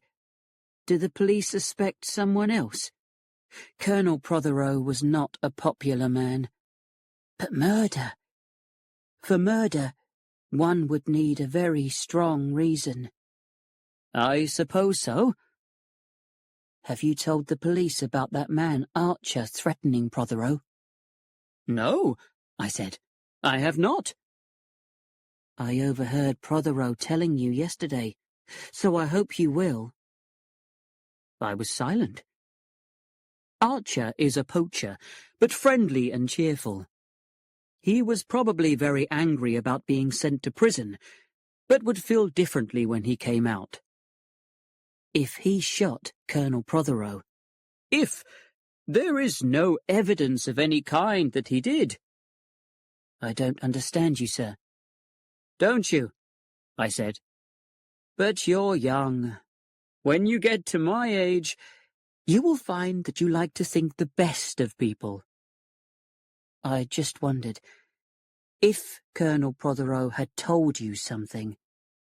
Nothing that you didn't hear. Hawes was nervous, and his behaviour strange. I remembered what Dr. Haydock had said about his illness, and supposed that explained it. He left unwillingly, as though he had more to say, but didn't know how to say it. And then I also left to go and see Mrs. Lestrange. In the sitting room, Mrs. Lestrange rose to meet me. There was something dead about her face. Only the eyes were alive. There was a watchful look in them. We sat down. It was very good of you to come, Mr. Clement. I wanted to talk to you the other day. Then I decided not to. I was wrong. I am in a very strange position, Mr. Clement, and I want to ask your advice about what I should do next. What is past and cannot be undone. You understand? Before I could reply, the maid came in. There is a police inspector here, and he says he must see you. Mrs. Lestrange said calmly, Show him in, Hilda. Slack marched in. Good afternoon, madam. Then he saw me and frowned. Mrs. Lestrange took no notice. What can I do for you, Inspector? Murder of Colonel Prothero. I'm asking everyone where they were yesterday evening between the hours of 6 and 7 p.m. I was here, in this house. Oh, and your maid was here too? No, it was Hilda's afternoon out, so you will have to trust me, said Mrs. Lestrange, smiling. You were at home all afternoon? You said between 6 and 7, Inspector. I went out for a walk earlier. I returned some time before 5 o'clock. Then if a lady, Miss Hartnell perhaps, said that she came here about 6 o'clock, rang the bell but got no answer, you would say she was mistaken? Oh, no. If your maid is in, she can say you are not at home. If you are alone and do not want to see people, well, the only thing to do is to let them ring. Inspector Slack looked confused. Miss Hartnell is very boring, said Mrs. Lestrange. She rang at least 6 times before she went away. So, if anyone said that they'd seen you out and about then? Oh, but they didn't, did they? Because I was in, you see? Exactly, madam. The inspector moved his chair a little nearer. I understand that you visited Colonel Prothero the night before his death. Yes. Can you tell me what you talked about? It was private. I'm afraid I must ask you to tell me about it, private or not. But I shall not tell you. I will only say that nothing which was discussed had anything to do with the crime. I don't think you are the best judge of that. Then again, you will have to trust me, Inspector. Inspector Slack's face was suddenly very red. This is a serious matter, Mrs. Lestrange. I want the truth. He banged his hand on a table. Mrs. Lestrange said nothing. Did you know Colonel Prothero well? There was a pause before she said, I had not seen him for several years. It was an unusual time to call on him. No, it wasn't. I wanted to see him alone. Why didn't you want to see Mrs. or Miss Prothero? That, Inspector, is my business. Inspector Slack got up. Good afternoon, madam. But remember, we are going to find out the truth. When he had gone, Mrs. Lestrange also got up and held out her hand to me. I am going to send you away. It is too late for advice now. Then she turned away. I know what I must do. Chapter 16. I had arranged to visit Mrs. Prothero to discuss the funeral arrangements, so I walked to Old Hall. When we had finished, I said goodbye and took the private path towards the vicarage. I had a plan. When I found a place where the plants beside the path looked as though someone had walked on them, I left the path and forced my way through. But suddenly, I heard someone else moving very close to me. As I paused, Lawrence Redding appeared, carrying a large stone. I must have looked shocked, for he started to laugh. No, he said. It's not a clue. It's a gift. What? I wanted an excuse to call on Miss Marple, and I heard that she loves old stones for her Japanese garden. True, I said. But why do you want to see her? Well, if there was anything to be seen yesterday evening, Miss Marple saw it. Clement, I'm going to solve this crime. For Anne's sake.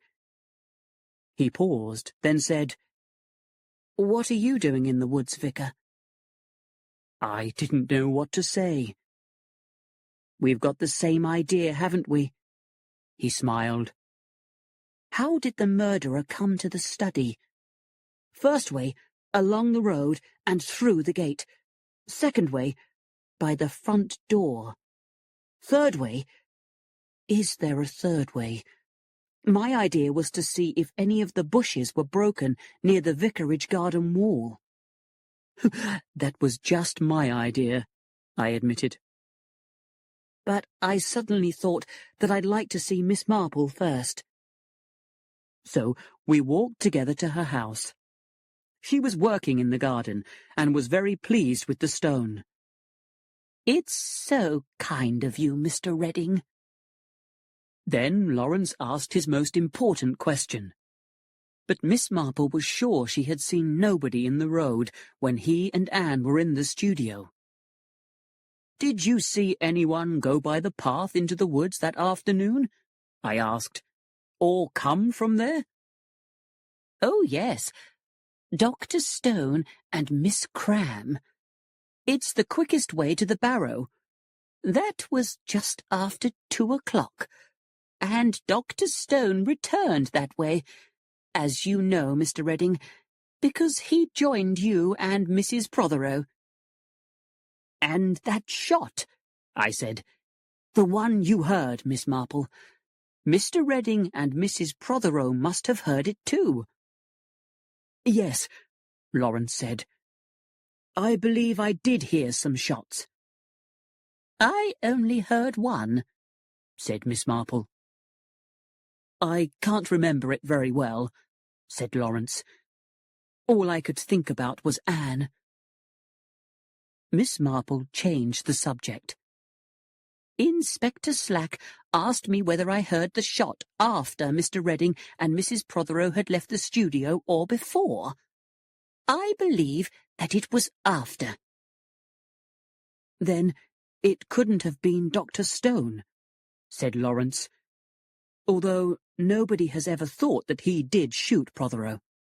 Ah, said Miss Marple. But I always think it wise to suspect everybody just a little. Well then, said Lawrence, can you think why Mrs. Lestrange visited Prothero after dinner on Wednesday night? No, but I expect someone heard something. Perhaps, Mr. Redding, you can find out. Women servants hate talking to the police, but a nice-looking young man, I'm sure they would tell him at once. I'll go and try this evening, said Lawrence. But first, the vicar and I have a little job to do. So we said goodbye to Miss Marple and walked back to the woods. We went up the path until we came to a new place where it looked as though someone had left the path on the right-hand side. We turned and walked this way, but after a short distance there were no more broken bushes. So we went back to the path and walked a little farther along it. Again we came to a place where the bushes looked broken. This time we went towards the vicarage and finally to where the bushes grew against the wall. Then suddenly there was the sound of breaking wood. I pushed forward and came face to face with Inspector Slack. So it's you, he said. What are you both doing here? A little ashamed, we explained. Exactly, said the inspector. I had the same idea. Would you like to know something? Yes, I said. Whoever murdered Colonel Prothero did not come this way. There's no sign that anyone climbed over this wall. Whoever shot the colonel came through the front door. There's no other way he could have come. Impossible! I cried. Why impossible? He said. Your door is open. Anyone can walk in. They know you are out. They know Mrs. Clement is in London. They know Dennis is at a tennis party. And they don't need to come through the village. Just opposite the vicarage gate is a public footpath. Yes, that's the way the person came. And it really seemed that he must be right. Chapter 17. Inspector Slack came round to see me the next morning. Well, sir, he said, I found out about that telephone call that you received. And? It's rather strange. It was put through from the North Lodge of Old Hall. The place is empty, but a window was open. There were no fingerprints on the telephone because it had been cleaned. That tells us something. What? It shows that call was made deliberately to get you out of the house. So the murder was planned. If the call had just been a joke, the fingerprints would not have been wiped off so carefully. I understand. And I found out something else. You remember Mrs. Price Ridley's complaint about that call to her house? Yes. Well, we tracked it. And do you know where it came from? Mr. Lawrence Redding's cottage. What? I said. But it wasn't Mr. Redding who made the call. At that time, 6:30, he was on his way to the Blue Boar with Dr. Stone. So someone walked into the empty cottage and used the telephone. That's 2 strange telephone calls in one day, and I bet they were made by the same person. Why? Well, first Mr. Redding's pistol, then his telephone. Someone's trying to make him look guilty. So Why was the first call not made from his cottage? I asked. Ah, what did Mr. Redding do most afternoons? He went up to Old Hall and painted Miss Prothero's picture. And from his cottage he would go through the north gate. Now you see why the call was made from there. I thought for a moment. Were there any fingerprints on Mr. Redding's phone? There were not, said the inspector crossly. That old woman who cleans for him wiped them off yesterday morning. But if only that shot hadn't come just at the end of the call, well, I'd know where to look. Where? Well, what about the lady who called on Colonel Prothero the night before the murder? Mrs. Lestrange, I cried. Yes, the inspector said. Suppose Mrs. Lestrange had successfully blackmailed Prothero in the past. Then, years later, she hears that he is living in this village, so comes down here and tries it again. But perhaps this time he says he will go to the police, so she kills him. I said, Inspector, Mrs. Lestrange is not the kind of person to blackmail someone. She's a lady. Well, sir, you are a vicar, he said. So you don't know much about the world. Lady, indeed. That woman could push a knife into you without feeling anything. Strangely, I could imagine Mrs. Lestrange doing that, but not blackmail. But, of course, she can't have telephoned Mrs. Price Ridley and shot Colonel Prothero at exactly the same time, he continued. Then suddenly he shouted, "Got it! That telephone call was an alibi. She knew we'd connect it with the first one, so she paid some village boy to make the call for her, and I'm going to find out who." The inspector hurried off. Miss Marple wants to see you, said Griselda, appearing at the door. She sent over a very strange note. For some reason, she can't leave her house. Do go and find out why. I found Miss Marple in a very excited state. My nephew, Raymond West, is coming here today, she explained. He writes very clever books, though in real life people are not nearly so unpleasant as he makes his characters. Clever young men know so little about life. Was there something you wanted to see me about? I asked. Oh, of course. I had forgotten. Yes, it was about a strange thing that happened last night. I couldn't sleep because I kept thinking about Colonel Prothero, so I got up and looked out of my window. And what do you think I saw? I don't know. Gladys Cram, said Miss Marple, going into the woods with a suitcase. A suitcase? Yes. Why would she take a suitcase into the woods at 12 o'clock at night? I don't expect it has anything to do with the murder, but it is a strange thing. And just now we must all take notice of strange things. Perhaps she was going to sleep in the barrow, I suggested. She didn't, said Miss Marple, because a short time afterwards she came back, and she didn't have the suitcase with her. Chapter 18. The inquest into Colonel Prothero's death was held that same Saturday afternoon at the Blue Boar. Lawrence Redding told how he had found the body and admitted that the pistol belonged to him. Mrs. Prothero said that she had last seen her husband at about 6:15 when they parted in the village street. She had gone to the vicarage at about 6:15 and thought that the study was empty. But later she had realized that if her husband had been sitting at the desk, she would not have seen him.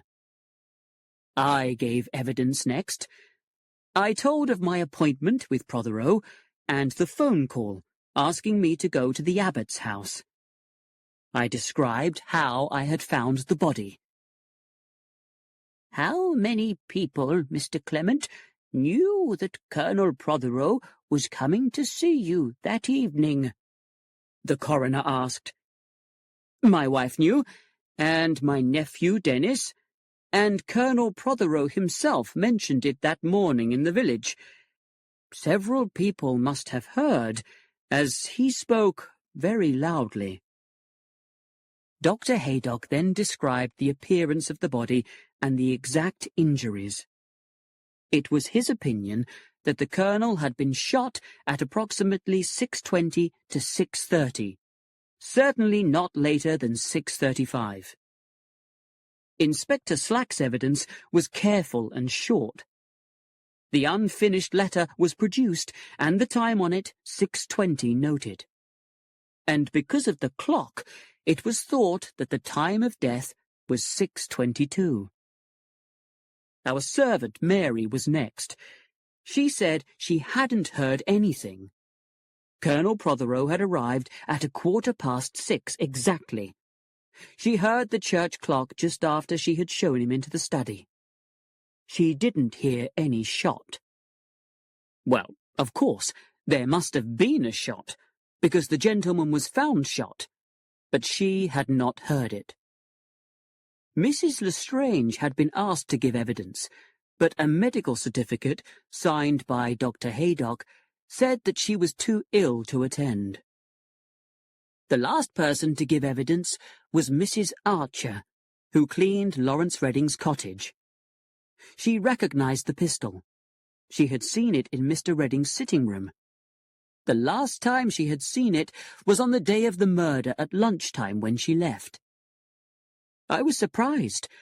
The inspector had told me she wasn't sure of the time when he questioned her, but she was sure now. The verdict was given almost immediately. Murder by person or persons unknown. As I left, I saw a group of young men with bright, interested faces waiting outside. So I went straight back into the Blue Boar and was lucky enough to see Dr. Stone. "Newspaper reporters," I said. "Could I wait here with you for a while?" "Of course, Mr. Clement." He led the way upstairs and into his sitting room, where Miss Cram was working. She gave me a wide smile. "Awful, isn't it, not knowing who did it?" "Were you there?" I asked Dr. Stone. "No, I have no interest in such things. I only think about archaeology." "It must be very interesting," I said. This was just what he wanted to hear. Immediately he began to explain why it was so interesting. Dr. Stone was a little man. His head was round and bald, and he wore thick glasses. He soon began to explain his disagreement with Colonel Prothero. A very stupid man. Because he had read a few books, he thought he knew more than a man who has studied the subject all his life, and— "You'll miss your train if you are not careful," interrupted Gladys. Oh. He looked at his watch. "This is a wonderful girl, Mr. Clement. She never forgets anything."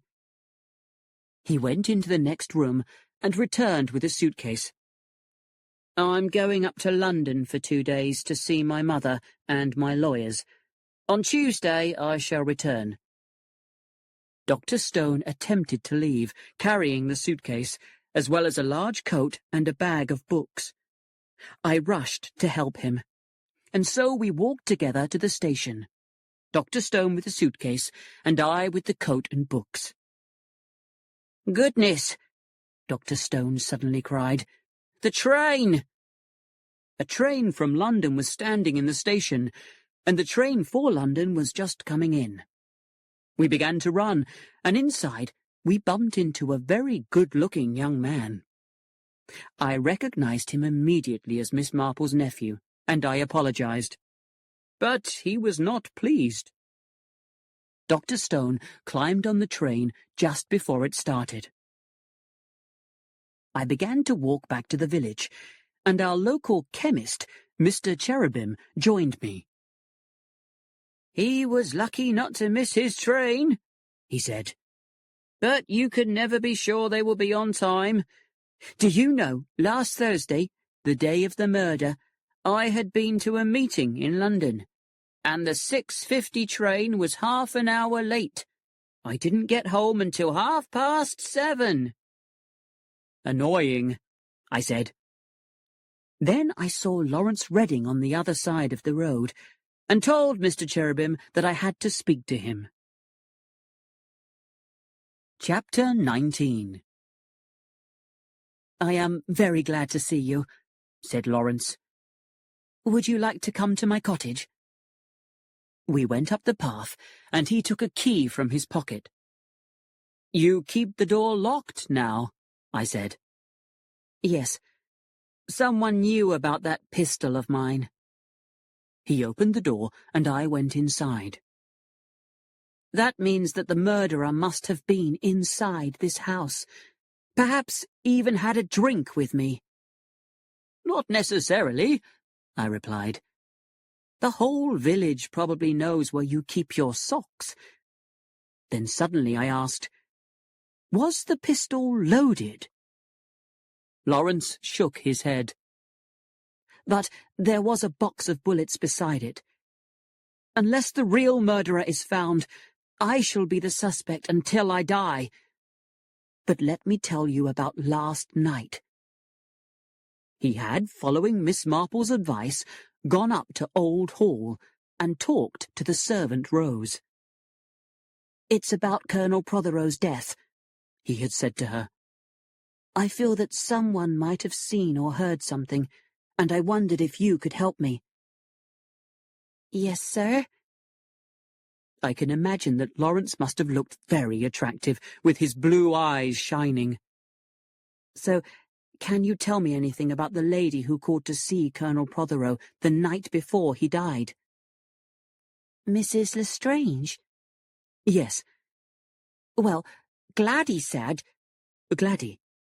"Gladdy's a kitchen servant." "So, what did she say?"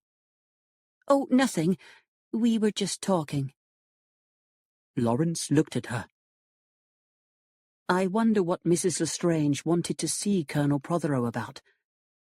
Rose, if Gladdy overheard something, it might not seem important.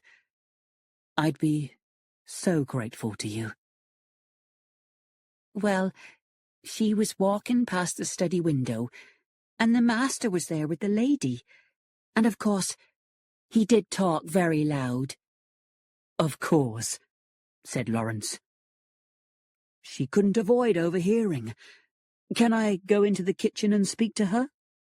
"Oh, no, sir," Rose cried.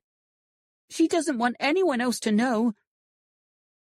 At last, a meeting was arranged in the garden, and here Lawrence spoke to a very nervous Gladdy. "I didn't hear much," she told him. "I understand." "Well, the master was very angry.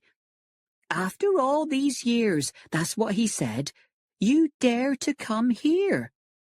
Then he said, I refuse. You will not see her. I will not allow it.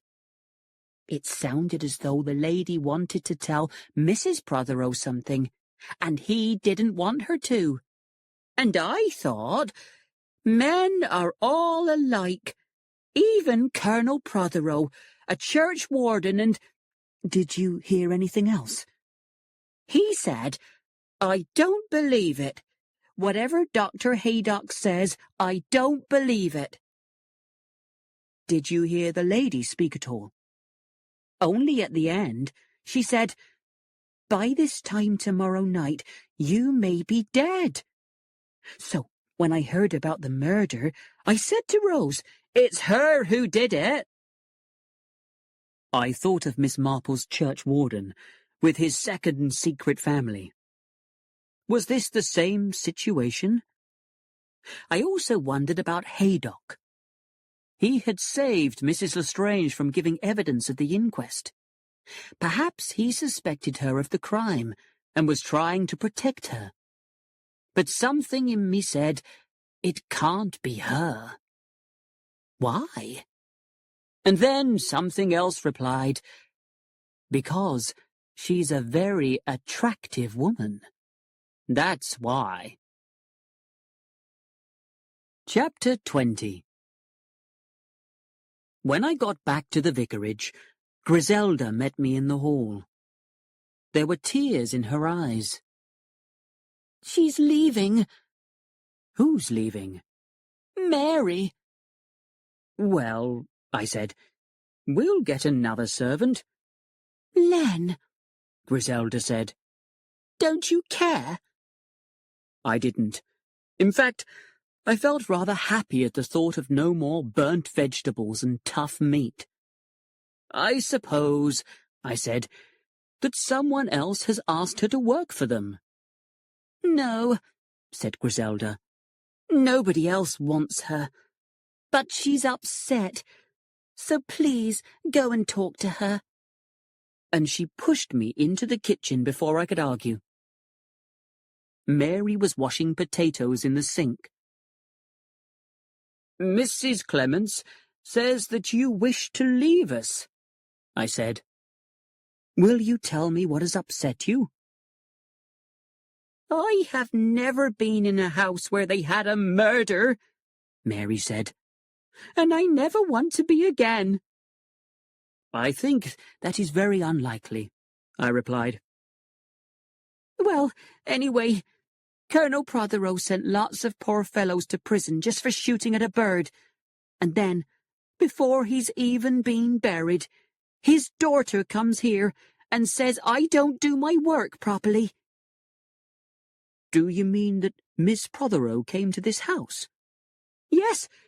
I found her here when I came back from that inquest. She was in the study. 'I'm looking for my little yellow hat,' she says. 'I left it here the other day.' 'Well,' I said, 'there was no hat here when I cleaned the room on Thursday morning.' And she said, 'But I don't expect you would have seen it. You don't spend much time cleaning a room, do you?' And she pointed at some dust on the table. So I said, 'If the vicar and his wife are satisfied, that is all that matters.' And she laughed and said, 'Oh, but are they?'" "Mary," I said, "we would be very sorry to lose you." There were tears in Mary's eyes. "I wouldn't like to upset you or Mrs. Clement." "Then that's all right," I said. I left the kitchen and found Griselda and Dennis waiting for me in the hall. "She's staying," I said, and told them what had upset Mary. "How like Lettice," said Dennis lovingly. "She never knows where she's left anything. It's partly what makes her so attractive to everybody." "Not Lawrence Redding," I said. "Oh, but Lawrence is very attractive himself," said Griselda. "So he likes the quiet type, like Anne. I don't think he has any idea that Lettice cares about him." "But she doesn't," said Dennis. "She doesn't even like him. She told me so." Griselda did not reply. She turned to me. "I forgot to tell you, Len. Miss Marple has invited us over tonight after dinner to entertain the nephew. I said we'd go." "Of course." I went into my study and walked over to the desk. Here Prothero had sat when he had been shot. Here, where I was standing, His enemy had stood. Then I noticed a flash of bright blue on the floor. I bent down. By the desk was a small object. I picked it up. It was a blue earring. And I remembered exactly where I had last seen it. Chapter 21. Miss Marple's nephew, Raymond West, is supposed to be a wonderful writer. His books are about unpleasant people with very boring lives. He turned immediately to Griselda, and as they talked, I heard her say, "Do you have any ideas about the murder, Mr. West?" "Only that it is probably a very ordinary murder, by an angry poacher, most likely." "Poor Mrs. Prothero," Miss Marple said. "There are so many letters to write. Miss Cram is going to Old Hall to help her. She's free this weekend because Dr. Stone is not working on the barrow." "Stone?" said Raymond. "Is that the archaeologist fellow?" "Yes." "I met him at a dinner not long ago, and we had a most interesting talk. I must visit him." "He's just gone to London," I said. "In fact, we bumped into you at the station this afternoon." "But that was a little fat man with glasses. That wasn't Stone." "I don't understand," I said. "The suitcase, of course," said Miss Marple. "It reminds me of the man who went round the village pretending to be the gas inspector. He stole a lot of valuable things." "Now, this really is interesting," said Raymond West. "But has it anything to do with the murder?" asked Griselda. "It is," Miss Marple said, "another strange thing." "Yes," I said, "and I think the inspector should be told about it." Chapter 22. Inspector Slack's orders, when I spoke to him on the telephone, were short and strong. We must say nothing to anybody about the suitcase, and a search for it would begin immediately. Griselda and I returned home very excited. But soon Dennis followed me into my study, looking upset. "What is the matter?" I asked. "I don't want to go into the Navy." I was very surprised. "But you love the sea. That's the job you have always wanted to do." "I want to go into banking. I need to get rich quickly. You've got to be rich to marry a girl who expects to have everything she wants." "You know," I said gently, "not all girls are like Lettice Prothero." He was suddenly angry. "You don't like her. Nobody does. Even the Napiers are saying awful things about her. Just because she left their tennis party a bit early. But she was bored. And she's very kind, really. I wanted to leave too, but she said no, because it would upset the Napiers. So I stayed. I would do anything for Lettice." Poor boy. We said good night, and he went up to bed. Next morning at breakfast, Griselda showed me a note she had just received. It was from Anne Prothero. "Dear Griselda, could you and the vicar come for lunch today? Something strange has happened, and I would like Mr. Clement's advice. With love, Anne Prothero." "We must go, of course," said Griselda. "I wonder what has happened." "Well," I said, "the funeral is tomorrow morning. Perhaps it has something to do with that." At Old Hall, we were shown into the sitting room. Miss Cram was there with Anne Prothero. I saw a reporter at the inquest, Anne said. He asked me if I wanted to find my husband's murderer, and I said yes. And then he asked me whether I suspected anyone, and I said no. And then he said, did I think the person who committed the crime knew the village? And I said, they certainly seemed to. And that was all. And now look at this. She held out a newspaper. Across the top were the words, Widow says she will never rest till she has hunted down her husband's murderer. It doesn't sound like me, does it? Said Anne. Griselda and I agreed. We then went into the dining room for lunch, where Lettice joined us. After we had had coffee, Anne said, I want to have a little talk with the vicar. I followed her up the stairs to her small sitting room. But, to my surprise, she continued along to the end of the passage, then up a narrow staircase and into a large, dark room under the roof. On the floor there were suitcases, broken furniture, and some pictures. Anne smiled. I am sleeping very badly just now, and at about 3 o'clock this morning I thought I heard someone moving about the house, so I got up to find out. I thought that the sounds came from up above, but when I called up these stairs, is anybody there? There was no answer, so I went back to bed. Then today I decided to come up here, and I found this. A picture was leaning against the wall, with its back towards us. She turned it round. It was a picture of someone, but the face had been cut in such a violent way that it was unrecognizable.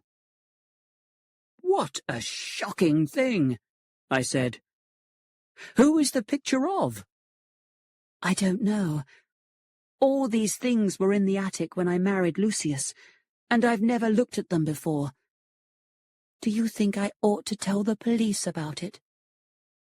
I don't know. It doesn't seem to be connected with the murder, but it is another strange thing. I followed Anne down to her sitting room. What are your plans? I asked suddenly. Oh, I'm going to live here for another 6 months. I don't want to, but I have to. Because otherwise people will say that I ran away, because I felt guilty, especially when... She paused. When the 6 months are over, I am going to marry Lawrence.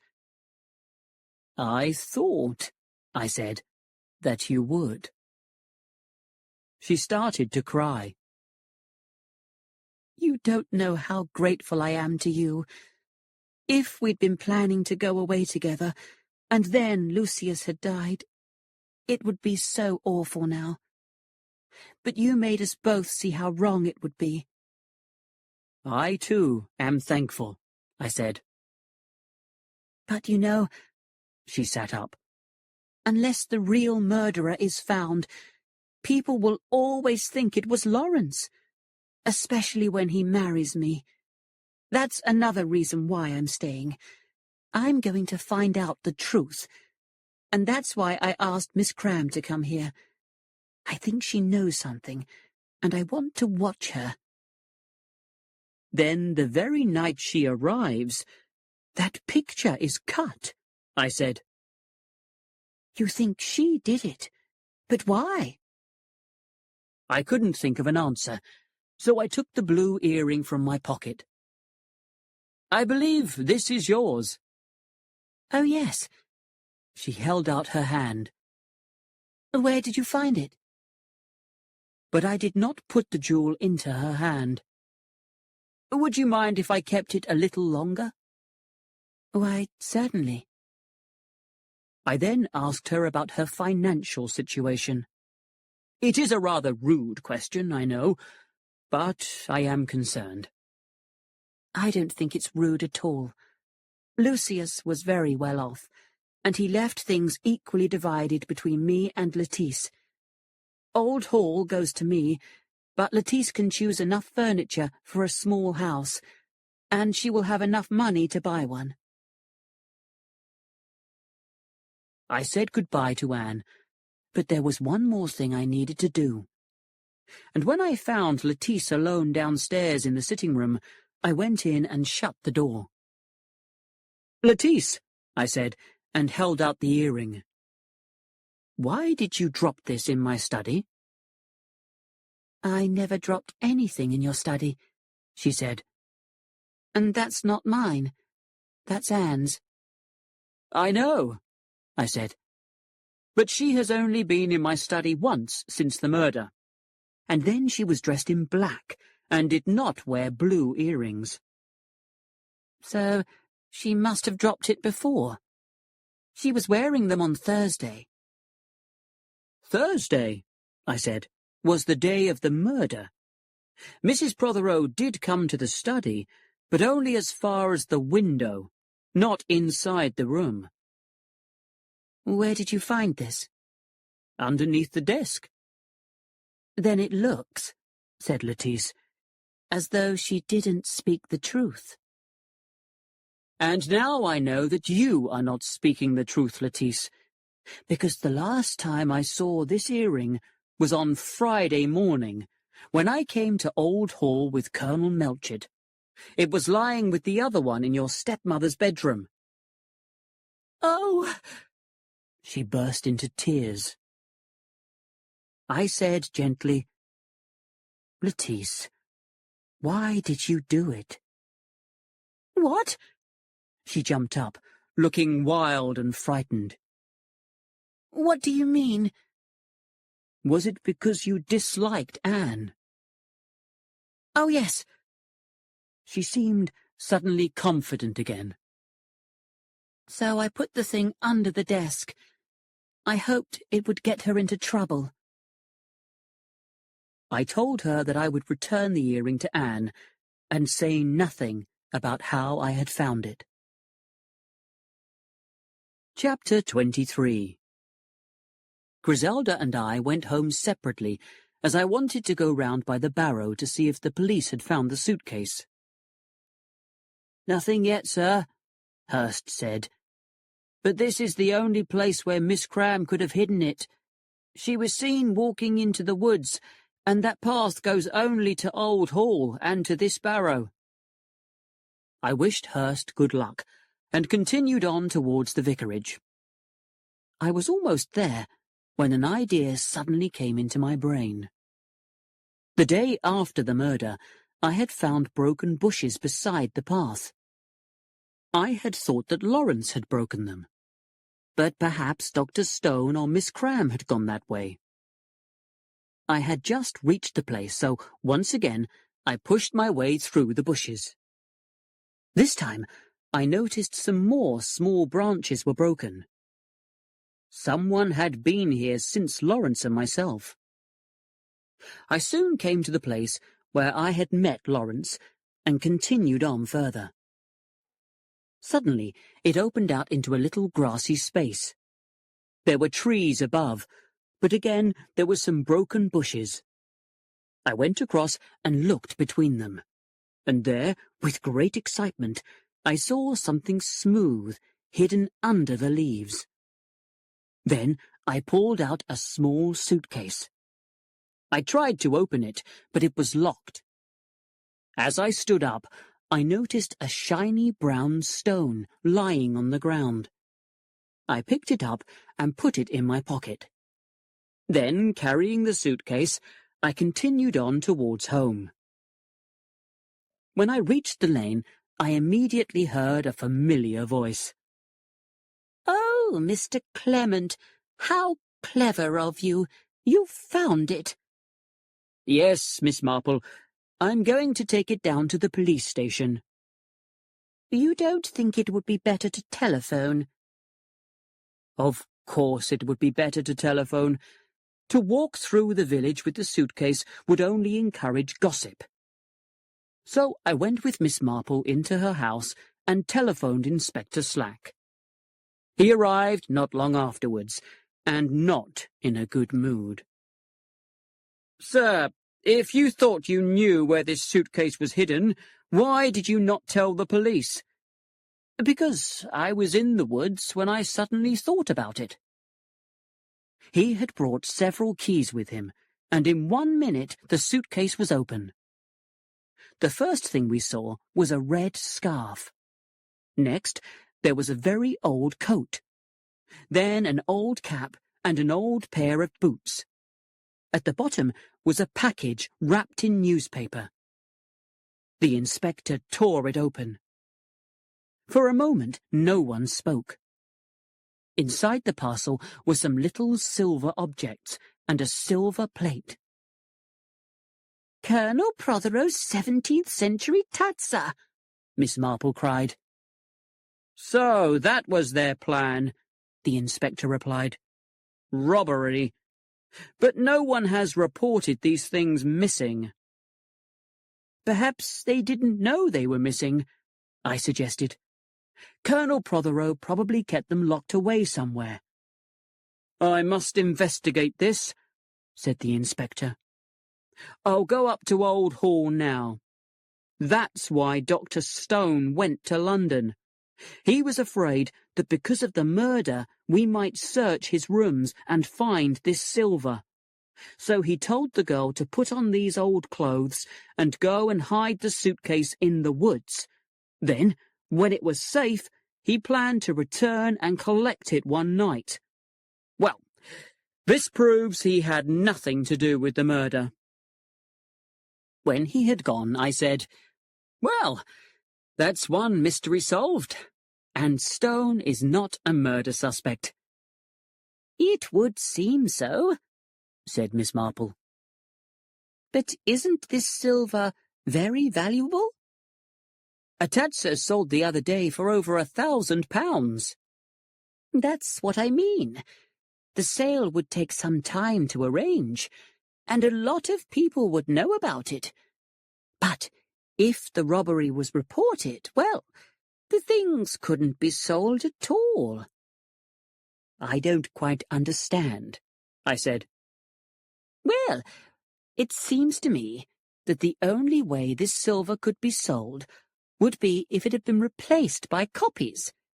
And of course, as you say, then Dr. Stone would have no reason to murder Colonel Prothero." "Exactly," I said. "Yes, but Colonel Prothero did say that he was going to have all his things valued for insurance. He talked about it a lot. Of course, I don't know if he had made any actual arrangements, but if he had—" "I see." "Of course, when the expert saw the silver, he would know it wasn't the real thing.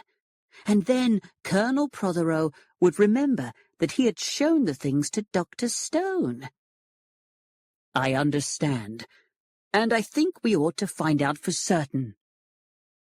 I went once more to the telephone and called Old Hall.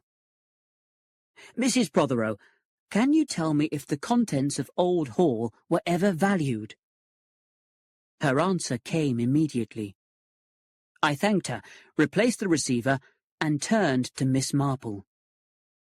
Colonel Prothero had arranged for a man to come down from London on Monday, tomorrow, to make a full valuation. Because of the Colonel's death, the arrangement was cancelled. "Then there was a reason for the murder," said Miss Marple softly. "A reason, yes. But when the shot was fired, Dr. Stone was walking to the village with Mrs. Prothero and Lawrence Redding." "Yes," said Miss Marple. "So he can't have done it." Chapter 24. I returned to the vicarage and found my curate, Hawes, waiting for me in my study. He was walking up and down, and his whole body was shaking. "My dear fellow," I said, "you really must go away for a rest. Well, I did come to ask you if you would take the service tonight instead of me. Of course. You are not well. I am perfectly well, and I want to take the service. But I don't want all those eyes looking at me. And these pains in my head. Could you give me a glass of water? I brought the water to him. Then he took a small box from his pocket, took a pill from the box, and swallowed it with the water. I hope you don't take too many of those, I said. Oh no, Dr. Haydock warned me against that. Then he looked over at the window. You have been up at Old Hall today, haven't you? Yes. Excuse me, but did Mrs. Prothero ask you to go there? I looked at him, surprised. His face went red. I'm sorry. I just thought something had happened, and that was why Mrs. Prothero had asked to see you. She wanted to discuss the funeral arrangements. Oh, that was all. I see. I did not reply. Finally, he said, Mr. Redding came to see me last night. I don't know why. Didn't he tell you? He just said he was a bit lonely in the evenings. But what does he want to come and see me for? I don't like it. I never suggested that he was guilty. The only person I suspected was Archer. Do you really think he shot Colonel Prothero? I asked. Colonel Prothero sent him to prison. He was determined to punish him. So he had a lot to drink, and then shot him. You must admit that's likely. No, I don't. Why not? Because a man like Archer wouldn't kill a man with a pistol. It's the wrong weapon. Hawes looked shocked. It wasn't the answer he had expected. Soon he thanked me and left.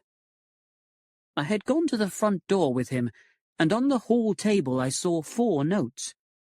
They all looked as though they had been written by the same person, and they all said urgent. The only difference I could see was that one was much dirtier than the others. Mary came out of the kitchen and saw me looking at them. They came by hand after lunch, she said. All except one. I found that in the letterbox. I took them into the study. The first one said, Dear Mr. Clement, I have heard something about the death of poor Colonel Prothero, so I would like your advice about whether to go to the police or not. Perhaps you could come and see me this afternoon. Yours sincerely, Martha Price Ridley. I opened the second. Dear Mr. Clement, I am very worried. I have learned something that I think may be important. I am frightened of going to the police. Please, dear Vicar, could you come to my house this afternoon and help me? Yours very sincerely, Caroline Weatherby. The third I could guess without reading it. Dear Mr. Clement, I have heard something that is very important. I feel you should be the first to know about it. Will you call in and see me this afternoon? Amanda Hartnell. I opened the fourth note. Dear Vicar, your wife has been seen coming out of Mr. Redding's cottage in a secretive manner. They are having a love affair. I think you ought to know. A friend. I crushed the paper in my hand and threw it into the fireplace, just as Griselda entered the room. What's that you're throwing away? She asked. Rubbish, I said. I took a box of matches from my pocket. But Griselda was too quick for me. She had picked up the paper and read it before I could stop her. Then she threw it back to me. I lit it and watched it burn. Griselda had moved away. She was standing by the window looking out into the garden.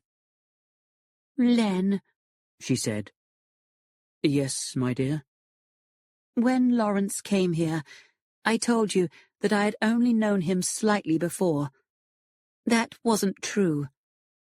I had known him rather well.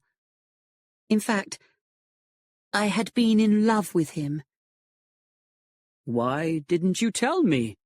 I asked. "Oh, because you're so silly in some ways. Just because you're much older than I am, you think that I might like other men more than you." "You're very clever at hiding things," I said. "Yes, I rather enjoy it. But it was true that I didn't know about Lawrence and Anne, and I wondered why he hardly noticed me. I'm not used to it." She paused. "You do understand, Len?" "Yes," I said. "I understand." But did I? Chapter 25. I still felt upset about the anonymous letter, but I picked up the other 3 letters and left the vicarage. I wondered what it was that the 3 ladies wanted to tell me. I also wondered whether Inspector Slack had returned from Old Hall. So I went to the police station and found that he had, and that Miss Cram had returned with him. She was sitting there and saying very loudly that she had never taken a suitcase to the woods. "That awful old Miss Marple has made a mistake, and I am leaving right now, unless you are going to arrest me." The inspector answered by opening the door for her, and Miss Cram walked out. "Well," said Slack, "Miss Marple may have made a mistake." "She may," I said, "but Miss Marple is usually right. What about the silver, Inspector?" "It was all there at Old Hall, so one lot of silver must be a copy. There's a good man in Much Benham who knows all about old silver, and I've sent a car to fetch him. We'll soon know which is which. But robbery is unimportant compared with murder." I said goodbye and walked into the village to see the old ladies. I thought that, of course, the news they had heard must be the same thing, but I was wrong. I went to Miss Hartnell's house first. "So good of you to come. Nobody dislikes gossip more than I do, Vicar, but this is about duty." I could see that she was enjoying herself. "When I called on Mrs. Lestrange on the afternoon of the murder, I thought she was out, but I have heard that she has said she was at home all the time, and that she didn't answer the door because, well, she didn't want to see me." "She has been ill," I said. "Ill? Nonsense! And it is not true that she was in the house. She wasn't. I know." "How can you possibly know?" Miss Hartnell's face turned red. "I had rung the bell twice, perhaps 3 times, and I suddenly thought that perhaps it did not work." "Yes." I knew that it was easy to hear the bell from outside. "So I went round the house and knocked on the windows, and I looked through them as well, but there was no one in the house." "What time was this, Miss Hartnell?" "It must have been nearly 6 o'clock. I went straight home afterwards, and Mrs. Prothero called at about 6:30 to borrow a gardening magazine. And all the time the poor Colonel was lying murdered." "Is that all you wanted to tell me?" "I thought it might be important, Mr. Clement." I visited Miss Weatherby next. "Dear Vicar, You are so kind to come round so quickly. You must understand that I heard this from someone who knows the truth. In St. Mary Mead, a person who knows the truth is always someone else's servant. So, who was that? I promised that I would tell no one their name, and I always keep a promise. Well, this person said they saw a certain lady walk up the road that goes to the vicarage. But before that, this lady looked around in a very strange way to see if anyone had noticed her. This was just before 6 o'clock. On which day? Miss Weatherby gave a little cry. The day of the murder, of course. And the name of the lady? Begins with an L, said Miss Weatherby.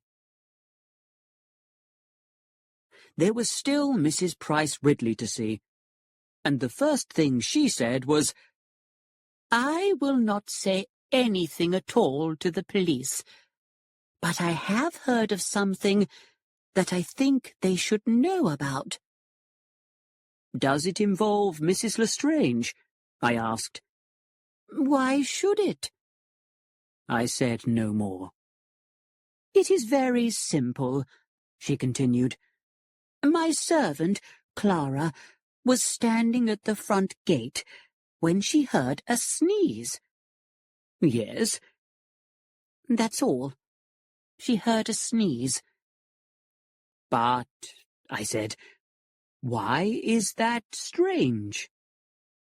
Mrs. Price Ridley said very slowly, She heard a sneeze on the day of the murder at a time when there was no one in your house, because the murderer was hiding in the bushes. What you have to look for is a man with a bad cold. Well, our servant, Mary, has a bad cold. It must have been her sneeze Clara heard. It was a man's sneeze, said Mrs. Price Ridley. And Clara couldn't hear Mary sneeze in your kitchen if she was standing at my gate. You couldn't hear anyone sneezing in my study from your gate, I said. But the man might have been hiding in the bushes, said Mrs. Price Ridley. Well, that is all I have to say. I said goodbye, and as I left, I asked Clara about the sneeze. It's quite true, sir. I heard a sneeze, and it wasn't an ordinary sneeze. Nothing about a crime is ever ordinary.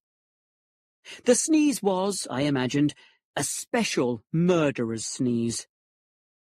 I decided to visit Dr. Haydock and went down the road to his house. "How good to see you," he said. "What's the news?" I told him about Stone. Well, that explains a lot. He had read about archaeology, but he kept making mistakes, and Prothero must have noticed. You remember the disagreement they had. What about Miss Cram? Is she involved? The police aren't sure. I then told him that I was worried about my curate Hawes, and that I was anxious that he should get away for a rest. Yes, I suppose that would be the best thing. Poor fellow. I thought you didn't like him. I don't, but I'm sorry for a lot of people I don't like. I'm even sorry for Prothero. Nobody ever liked him because he always thought he was right, and that others were always wrong. He was the same, even when he was a young man. So you knew him then? Oh, yes, when we lived in Westmoreland. I had a surgery not far from his house, but that was 20 years ago. Is that all you came to tell me, Clement? Dr. Haydock was watching me, so I told him about my talks with Miss Hartnell and Miss Weatherby. He paused, then said, "It's true. I've been trying to protect Mrs. Lestrange from anything that might upset her.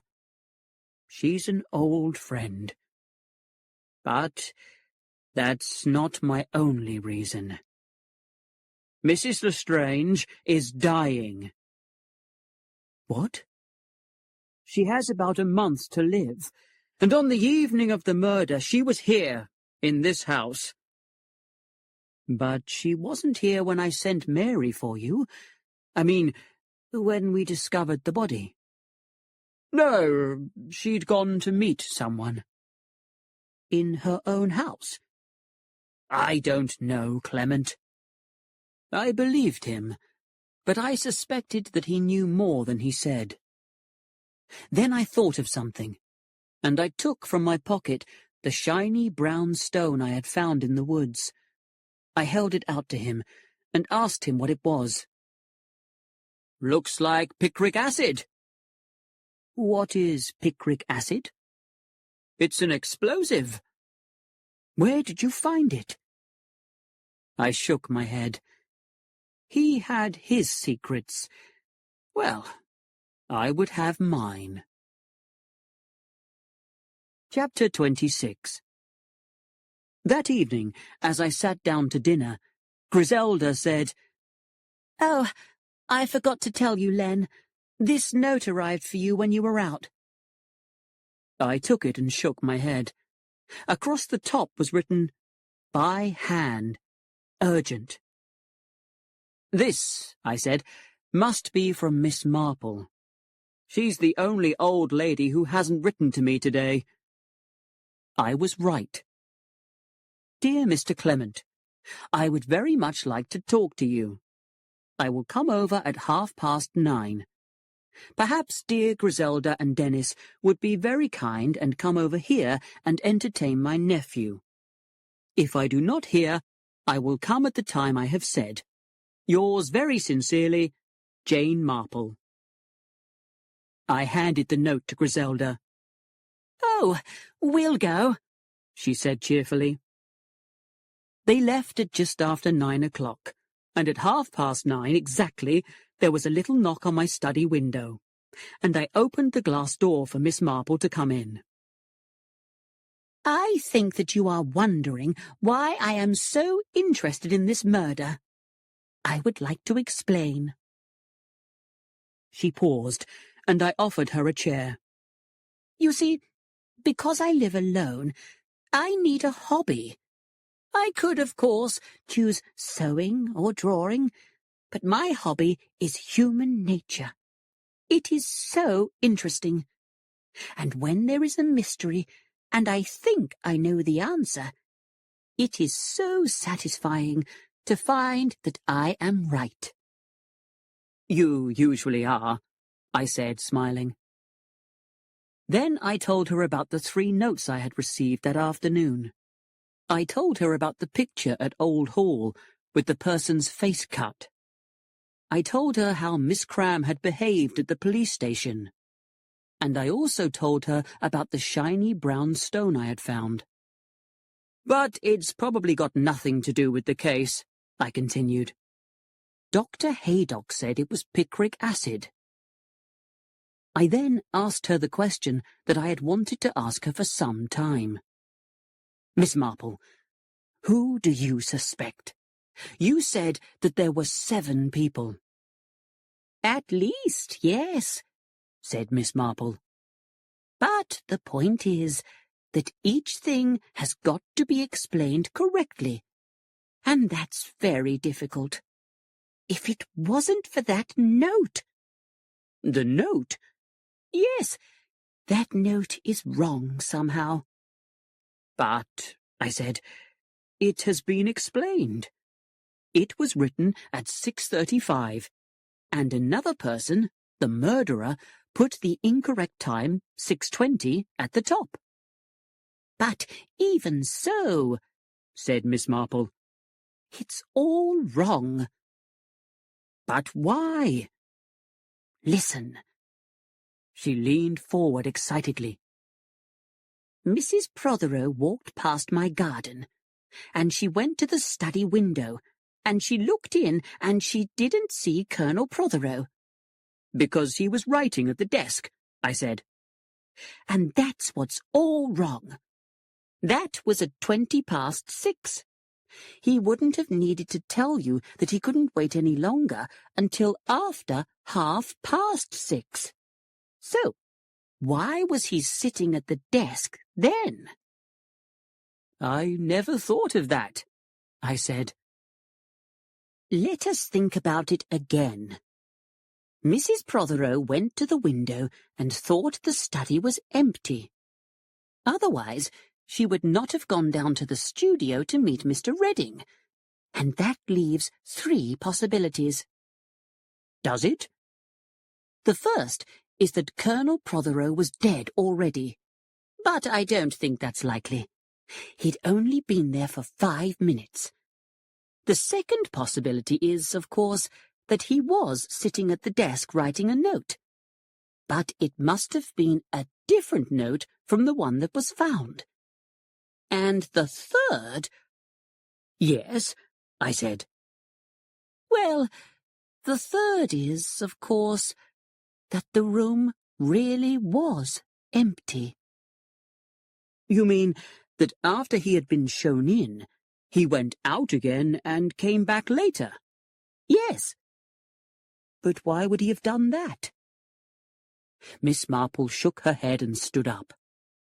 I must go home. It has been good to have this little talk. Thank you, I said.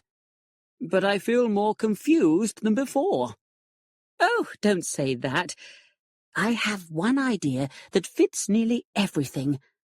That is, except for one coincidence. And I think one coincidence is all right.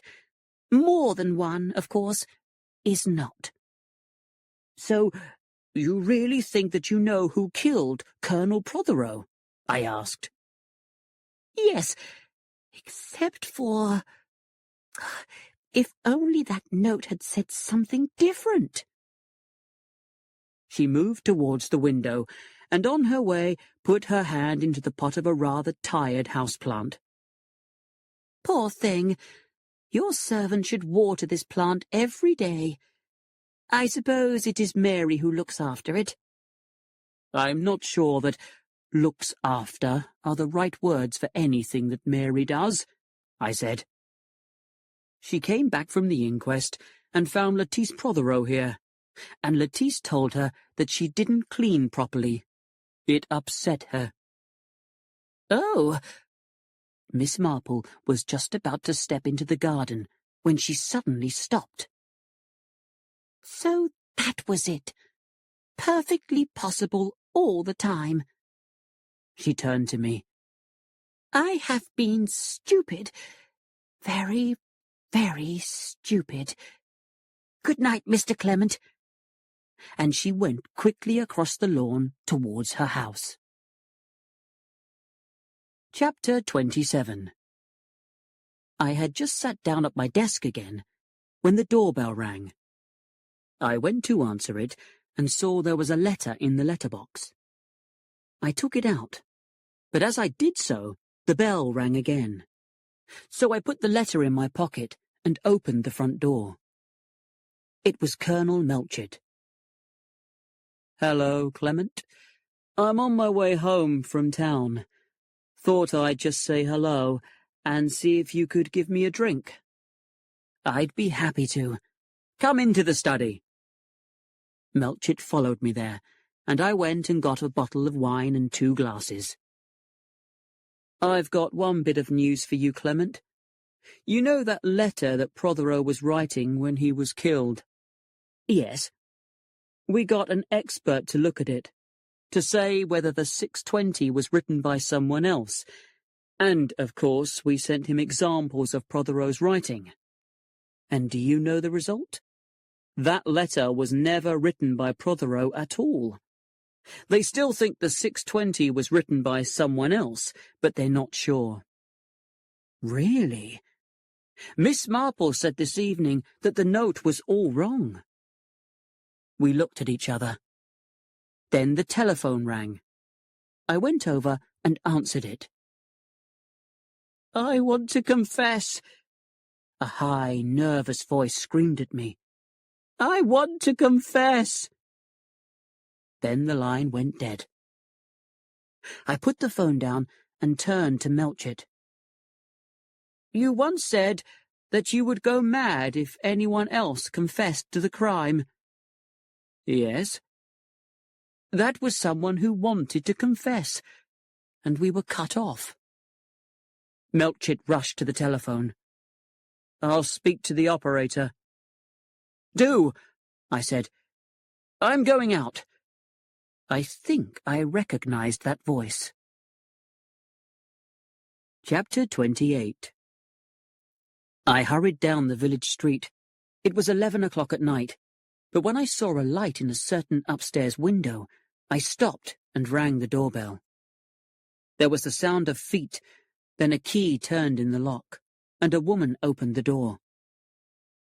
"Why, it's the vicar," she said. "Good evening, Mrs. Sadler," I replied. "I am sorry it's so late, but I want to see your lodger, Mr. Hawes." I went quickly up the stairs. Hawes was asleep in a chair. An empty pill bottle and a glass of water were on a table beside him. On the floor was a letter. I picked it up. It began, "My dear Clement." I read it all, then picked up the telephone and asked the operator for the vicarage. They told me the line was busy, so I asked them to call me when the line was free. I then took out of my pocket the note that I had found in the vicarage letterbox. The writing was the same as that on the other anonymous letter that I received earlier. I tore it open. I read it once, twice, but I still could not believe what it said. I was beginning to read it a third time when the telephone rang. Like a man in a dream, I picked up the receiver. "Melchett here. Where are you? I've found out about that call. The number is—" "I know the number." "Is that where you are speaking from?" "Yes." "So you've got the murderer?" "I don't know," I said. "You'd better come here." I gave him the address. Then I sat down and read the anonymous letter again. Chapter 29. It felt as though years had passed when I heard the door open and Melchett entered the room. He saw Hawes asleep in his chair. "What's happened, Clement?" I passed him one of the letters, and he read it aloud. "My dear Vicar, it is a very unpleasant thing that I have to tell you, but I know who is guilty of the crime. It is very painful for me to name a priest of your church, but it is my duty, and—" Here the writing ended. Melchett looked at Hawes. "So it's the one man we never even thought about." He went over to the sleeping man and shook him, at first gently, then harder. "He's not asleep, he's drugged." He picked up the pill box. "Has he—" "I think so," I said. "It's his way out. Poor fellow." But Melchett had caught a murderer, and he wanted his murderer punished. He picked up the telephone and asked for Dr. Haydock's number. "Hello? Hello? Hello? Will the doctor come round at once to see Mr. Hawes? It's urgent." "What? Well, what number is it then?" "Oh, sorry." He rang off. "Wrong number." "Hello? You gave me the wrong number." "Yes, give me 39. 9, not 5. And then, "Hello? Is that you, Haydock?" "Melchett speaking. Come to see Hawes at once, will you?" At once, I say. He put the phone down and turned to me. Where did you find this letter, Clement? On the floor, where it had fallen from his hand. So Miss Marple was right about us finding the wrong note. But why didn't the stupid fellow destroy this one? It just proves he's guilty. Listen, that sounds like a car. He went to the window. Yes, it's Haydock, all right. A moment later, the doctor entered the room. He went across to Hawes and quickly examined him. I'm not sure that I can save him, Melchett. Do everything possible. Right. Well, I must drive him to the hospital at Much Benham. Help me to carry him down to the car.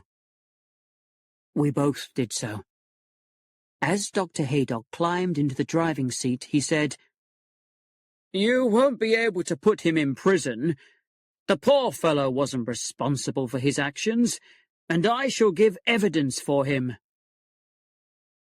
What did he mean by that? Asked Melchett as we went upstairs again. I explained that Hawes had been ill with sleeping sickness. Always some good reason nowadays for every dirty action, isn't there? But before I could disagree, there was an interruption. The door opened, and Miss Marple walked in. So sorry, Colonel Melchett, but when I heard that Mr. Hawes was ill, I felt I must come and see if I could do something. Very kind of you, Miss Marple, Melchett said. But how did you know Hawes was ill? The telephone. You thought you were speaking to Dr. Haydock, but you were speaking to me. My number is 35. Well, anyway, there is nothing you can do, Melchett said, because Haydock has taken Hawes to hospital. Oh, that is good news. He will be safe there. She was looking at the pillbox. I suppose he took too many of those.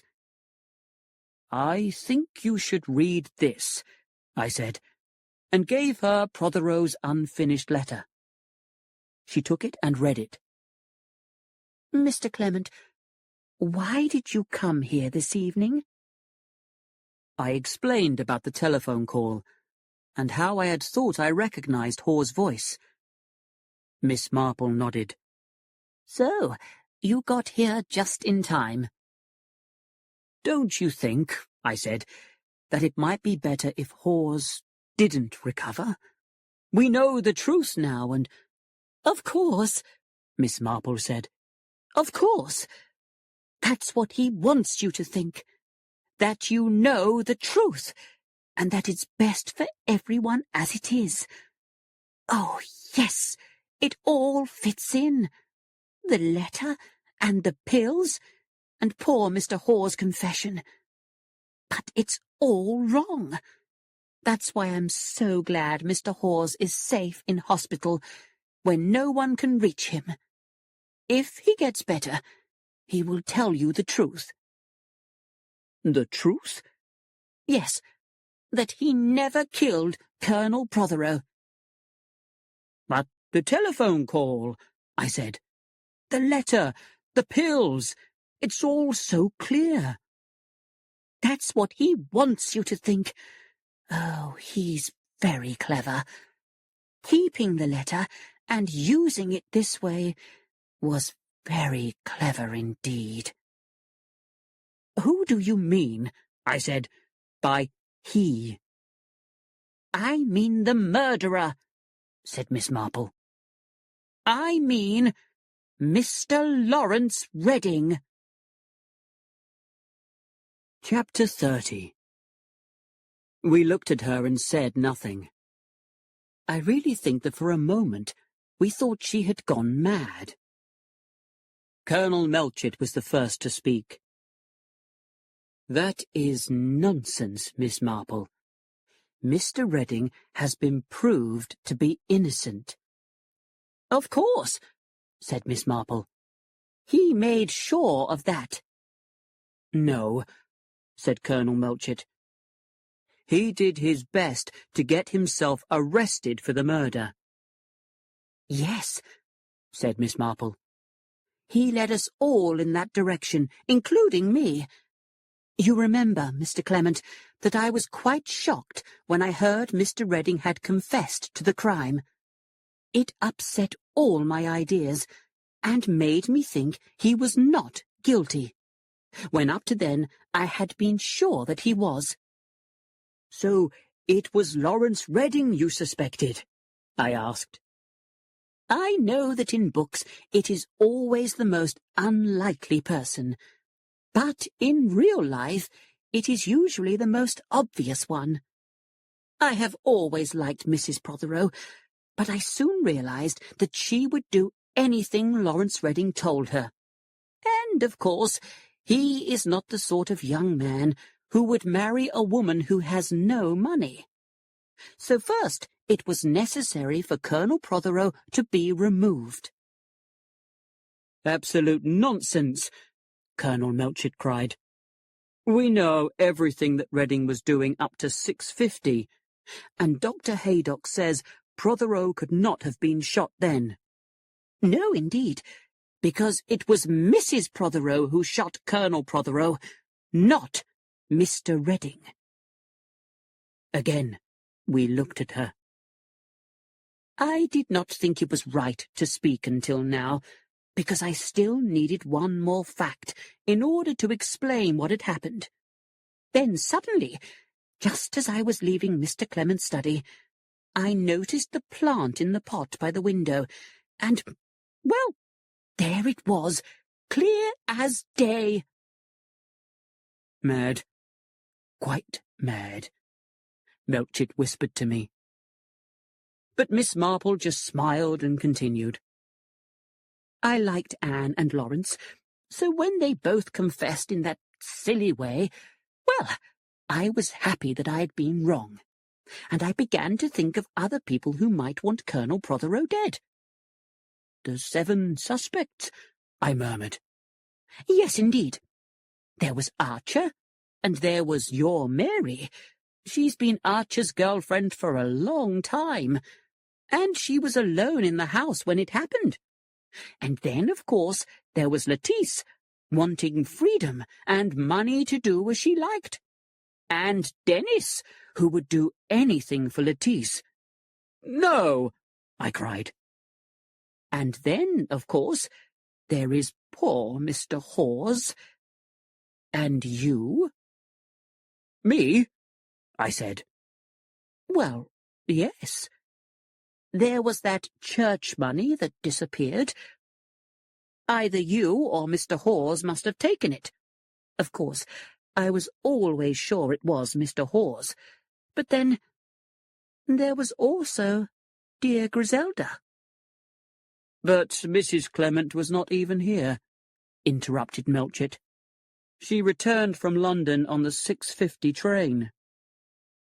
"That's what she told you," said Miss Marple.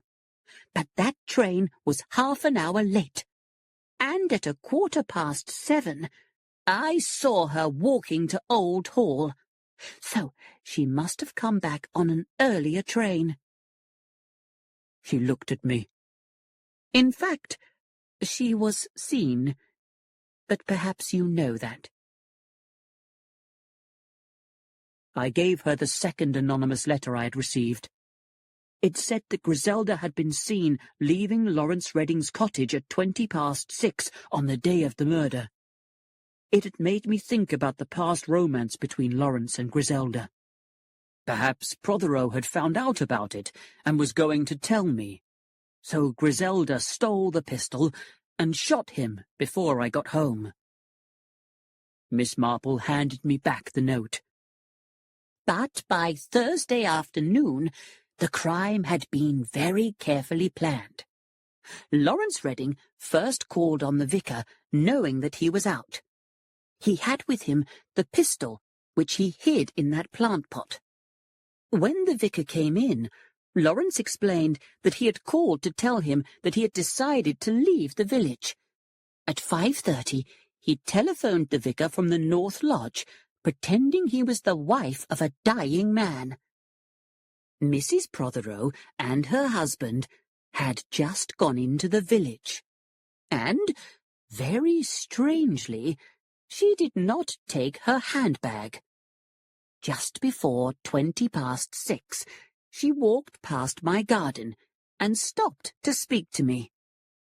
This was so that I would notice that she had no gun with her. Then she went round the corner of the house to the study window.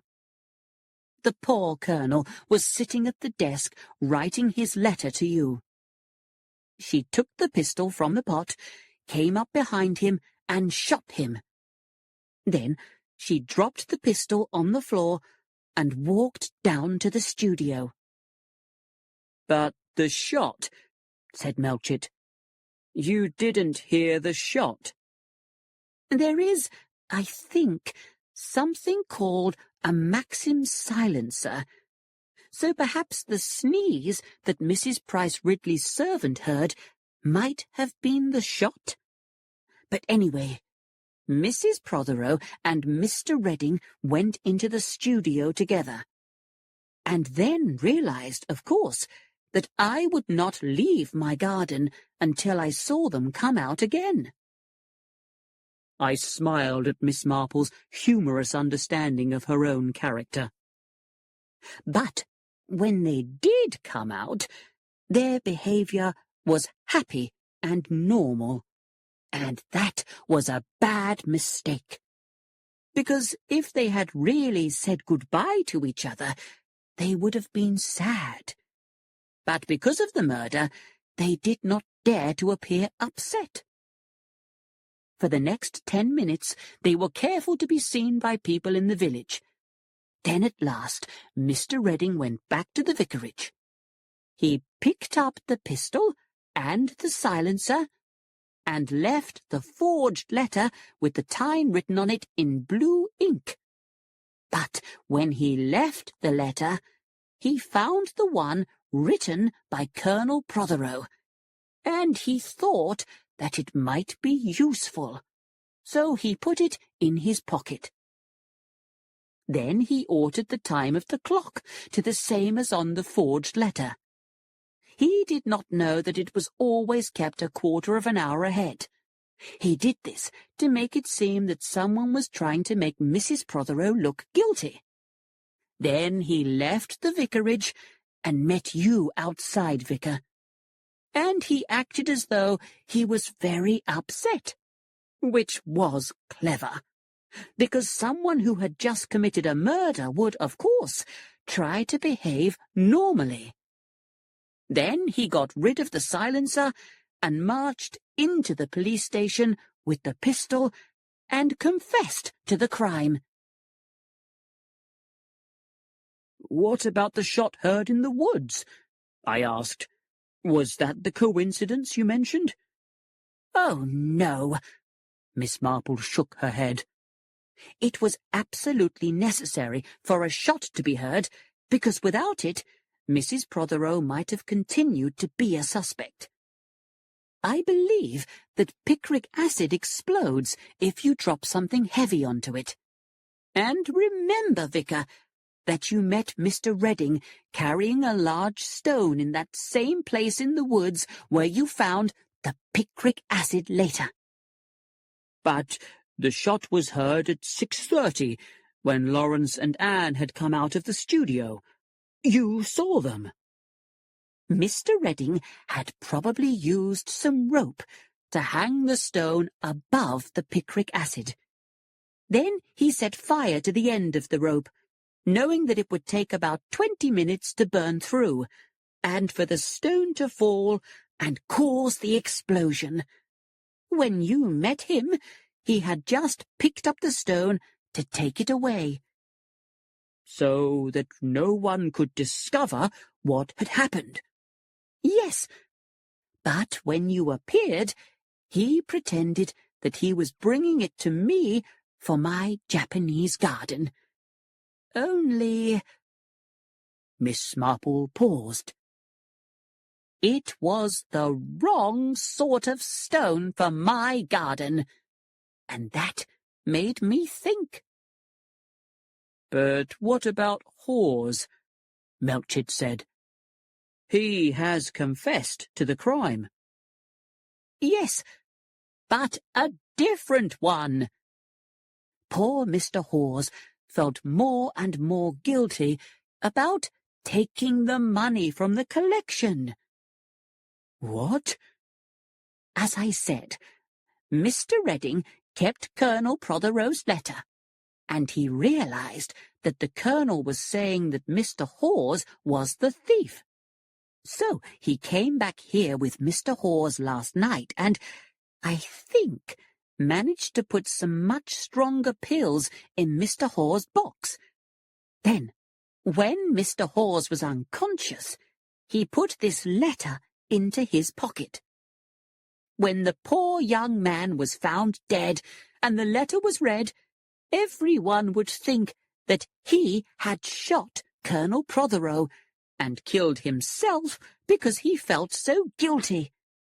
In fact, I think that Mr. Hawes must have found that letter tonight, and, in his confused state, he decided to confess. But what about the other telephone call? Colonel Melchett asked. The one from Mr. Redding's cottage to Mrs. Price Ridley. Ah, said Miss Marple. That is the coincidence. Dear Griselda made that call. She and Dennis had heard that Mrs. Price Ridley had been gossiping about the vicar and the church money, and they thought that this would make her stop. The coincidence was that the call was made at exactly the same time as the pretend shot from the wood, so it seemed that the two must be connected. Your explanation is a very good one, Miss Marple, Melchett said. But I don't believe you can prove any of it. I know, said Miss Marple. But you do believe it is true, don't you? Yes, I do. But we need the proof. Miss Marple coughed. That is why I thought perhaps— Yes? We might be allowed to set a little trap. Chapter 31. I looked at her, shocked. A trap? What kind of a trap? What if someone telephoned Mr. Redding and warned him? Miss Marple said. Suppose Dr. Haydock mentioned that Mrs. Sadler had seen him changing the pills in Mr. Hawes' box. Well, if Mr. Redding is innocent, that would mean nothing to him. But if he isn't— He might do something stupid, I said. And prove he's guilty, said Melchett. Yes, but would Haydock be willing to do that? Miss Marple interrupted him excitedly. Oh, it was just a thought. But here is Dr. Haydock, so we can ask him. Haydock came into the room, looking very tired. I think Hawes is going to live, although perhaps I wish that he wasn't. You may think differently, said Melchett, when you have heard what we now know. And he quickly told him about Miss Marple's explanation of the crime. And then he told him of her idea. Haydock's gentle opinions about criminals changed immediately. If this is true, he said, I'll do anything you want. That poor fellow Hawes, he nearly died, and if he hadn't, he would have been found guilty of murder. Lawrence Redding deserves the heaviest punishment possible. So he began to arrange the trap with Melchett, and I walked Miss Marple home. Chapter 32. There is not much more to tell. Miss Marple's plan succeeded. Lawrence Redding was not an innocent man, and so the news that Mrs. Sadler had seen him change Mr. Hoare's pills did indeed make him do something stupid. His first thought, I imagine, must have been to run away. But he could not leave without telling Anne. So he went up to Old Hall that night, and 2 of Colonel Melchett's policemen followed him. He threw small stones at Anne's window to wake her up, and she came down to the garden to talk to him. So the 2 policemen heard the whole conversation. And it proved that Miss Marple had been right in every detail. Lawrence Redding and Anne Prothero were accused of the murder and found guilty in court. Inspector Slack was praised for his energy and ability. Nothing at all was said about Miss Marple's part in solving the crime, and that was how she wanted it. Lettice came to see me just after they were arrested. She wandered into my study and told me that she had always been sure her stepmother was involved. Saying that she had lost her yellow hat had been an excuse to search my study. She hoped that she would find something the police had not. But when she had found nothing, she had dropped Anne's earring by the desk. I knew she had done it, so what did it matter if that proved she had killed him? There are some things that Lettice will never understand. "What are you going to do now?" I asked her. "When it's all over, I am going abroad, with my mother." I looked up, surprised. "Didn't you guess? Mrs. Lestrange is my mother. She is dying, and she wanted to see me, so she came down here using a different name. Dr. Haydock helped her. He was in love with her once. I think he still is. Anyway, she went to see Father and told him she was dying and wanted to see me so much. Father was an awful man.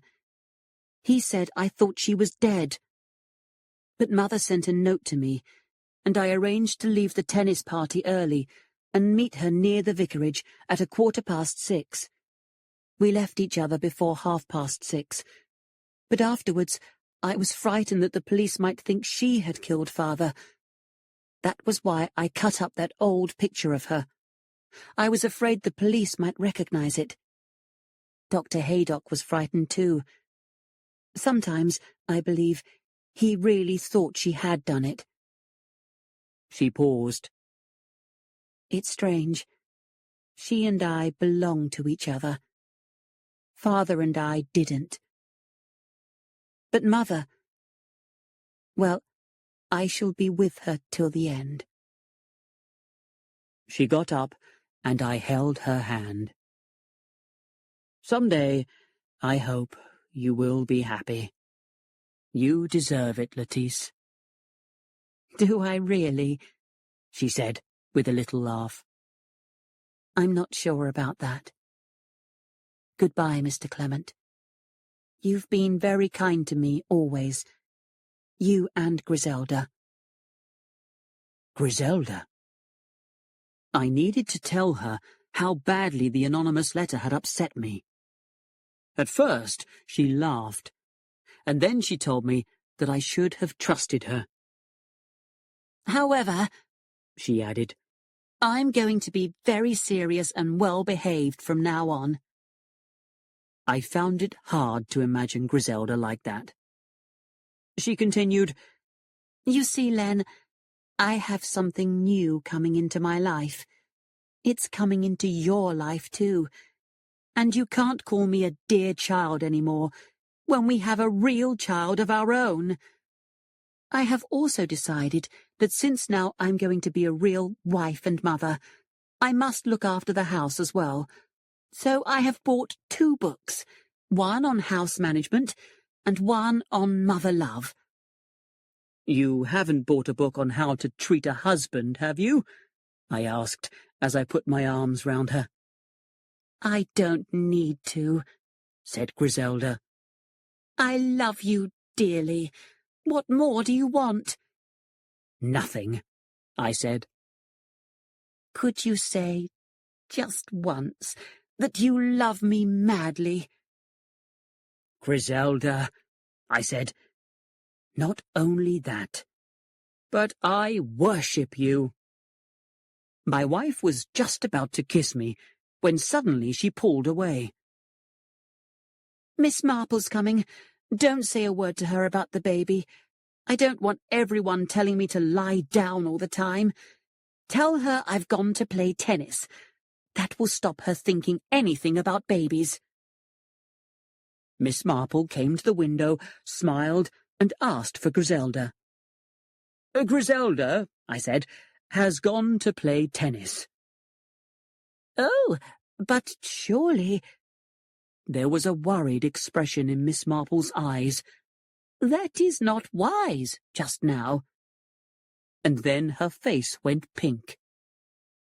So we quickly started to talk about the Prothero case, and of Dr. Stone, who had turned out to be a well-known thief. Miss Cram, though, had been cleared of any crime. She had at last told the police that she had taken the suitcase to the woods, but had thought she was protecting Dr. Stone's archaeological discoveries from his enemies. Then Miss Marple said, I hope dear Griselda is not doing too much. I was in the bookshop in Much Benham yesterday. Poor Griselda. That book on mother love had given Miss Marple the clue.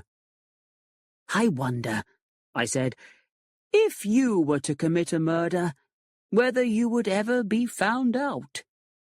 What an awful idea, said Miss Marple.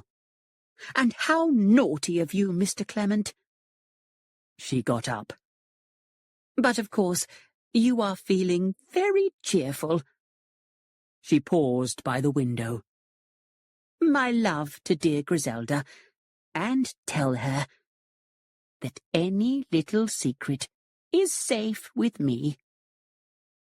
Really, Miss Marple, is rather sweet.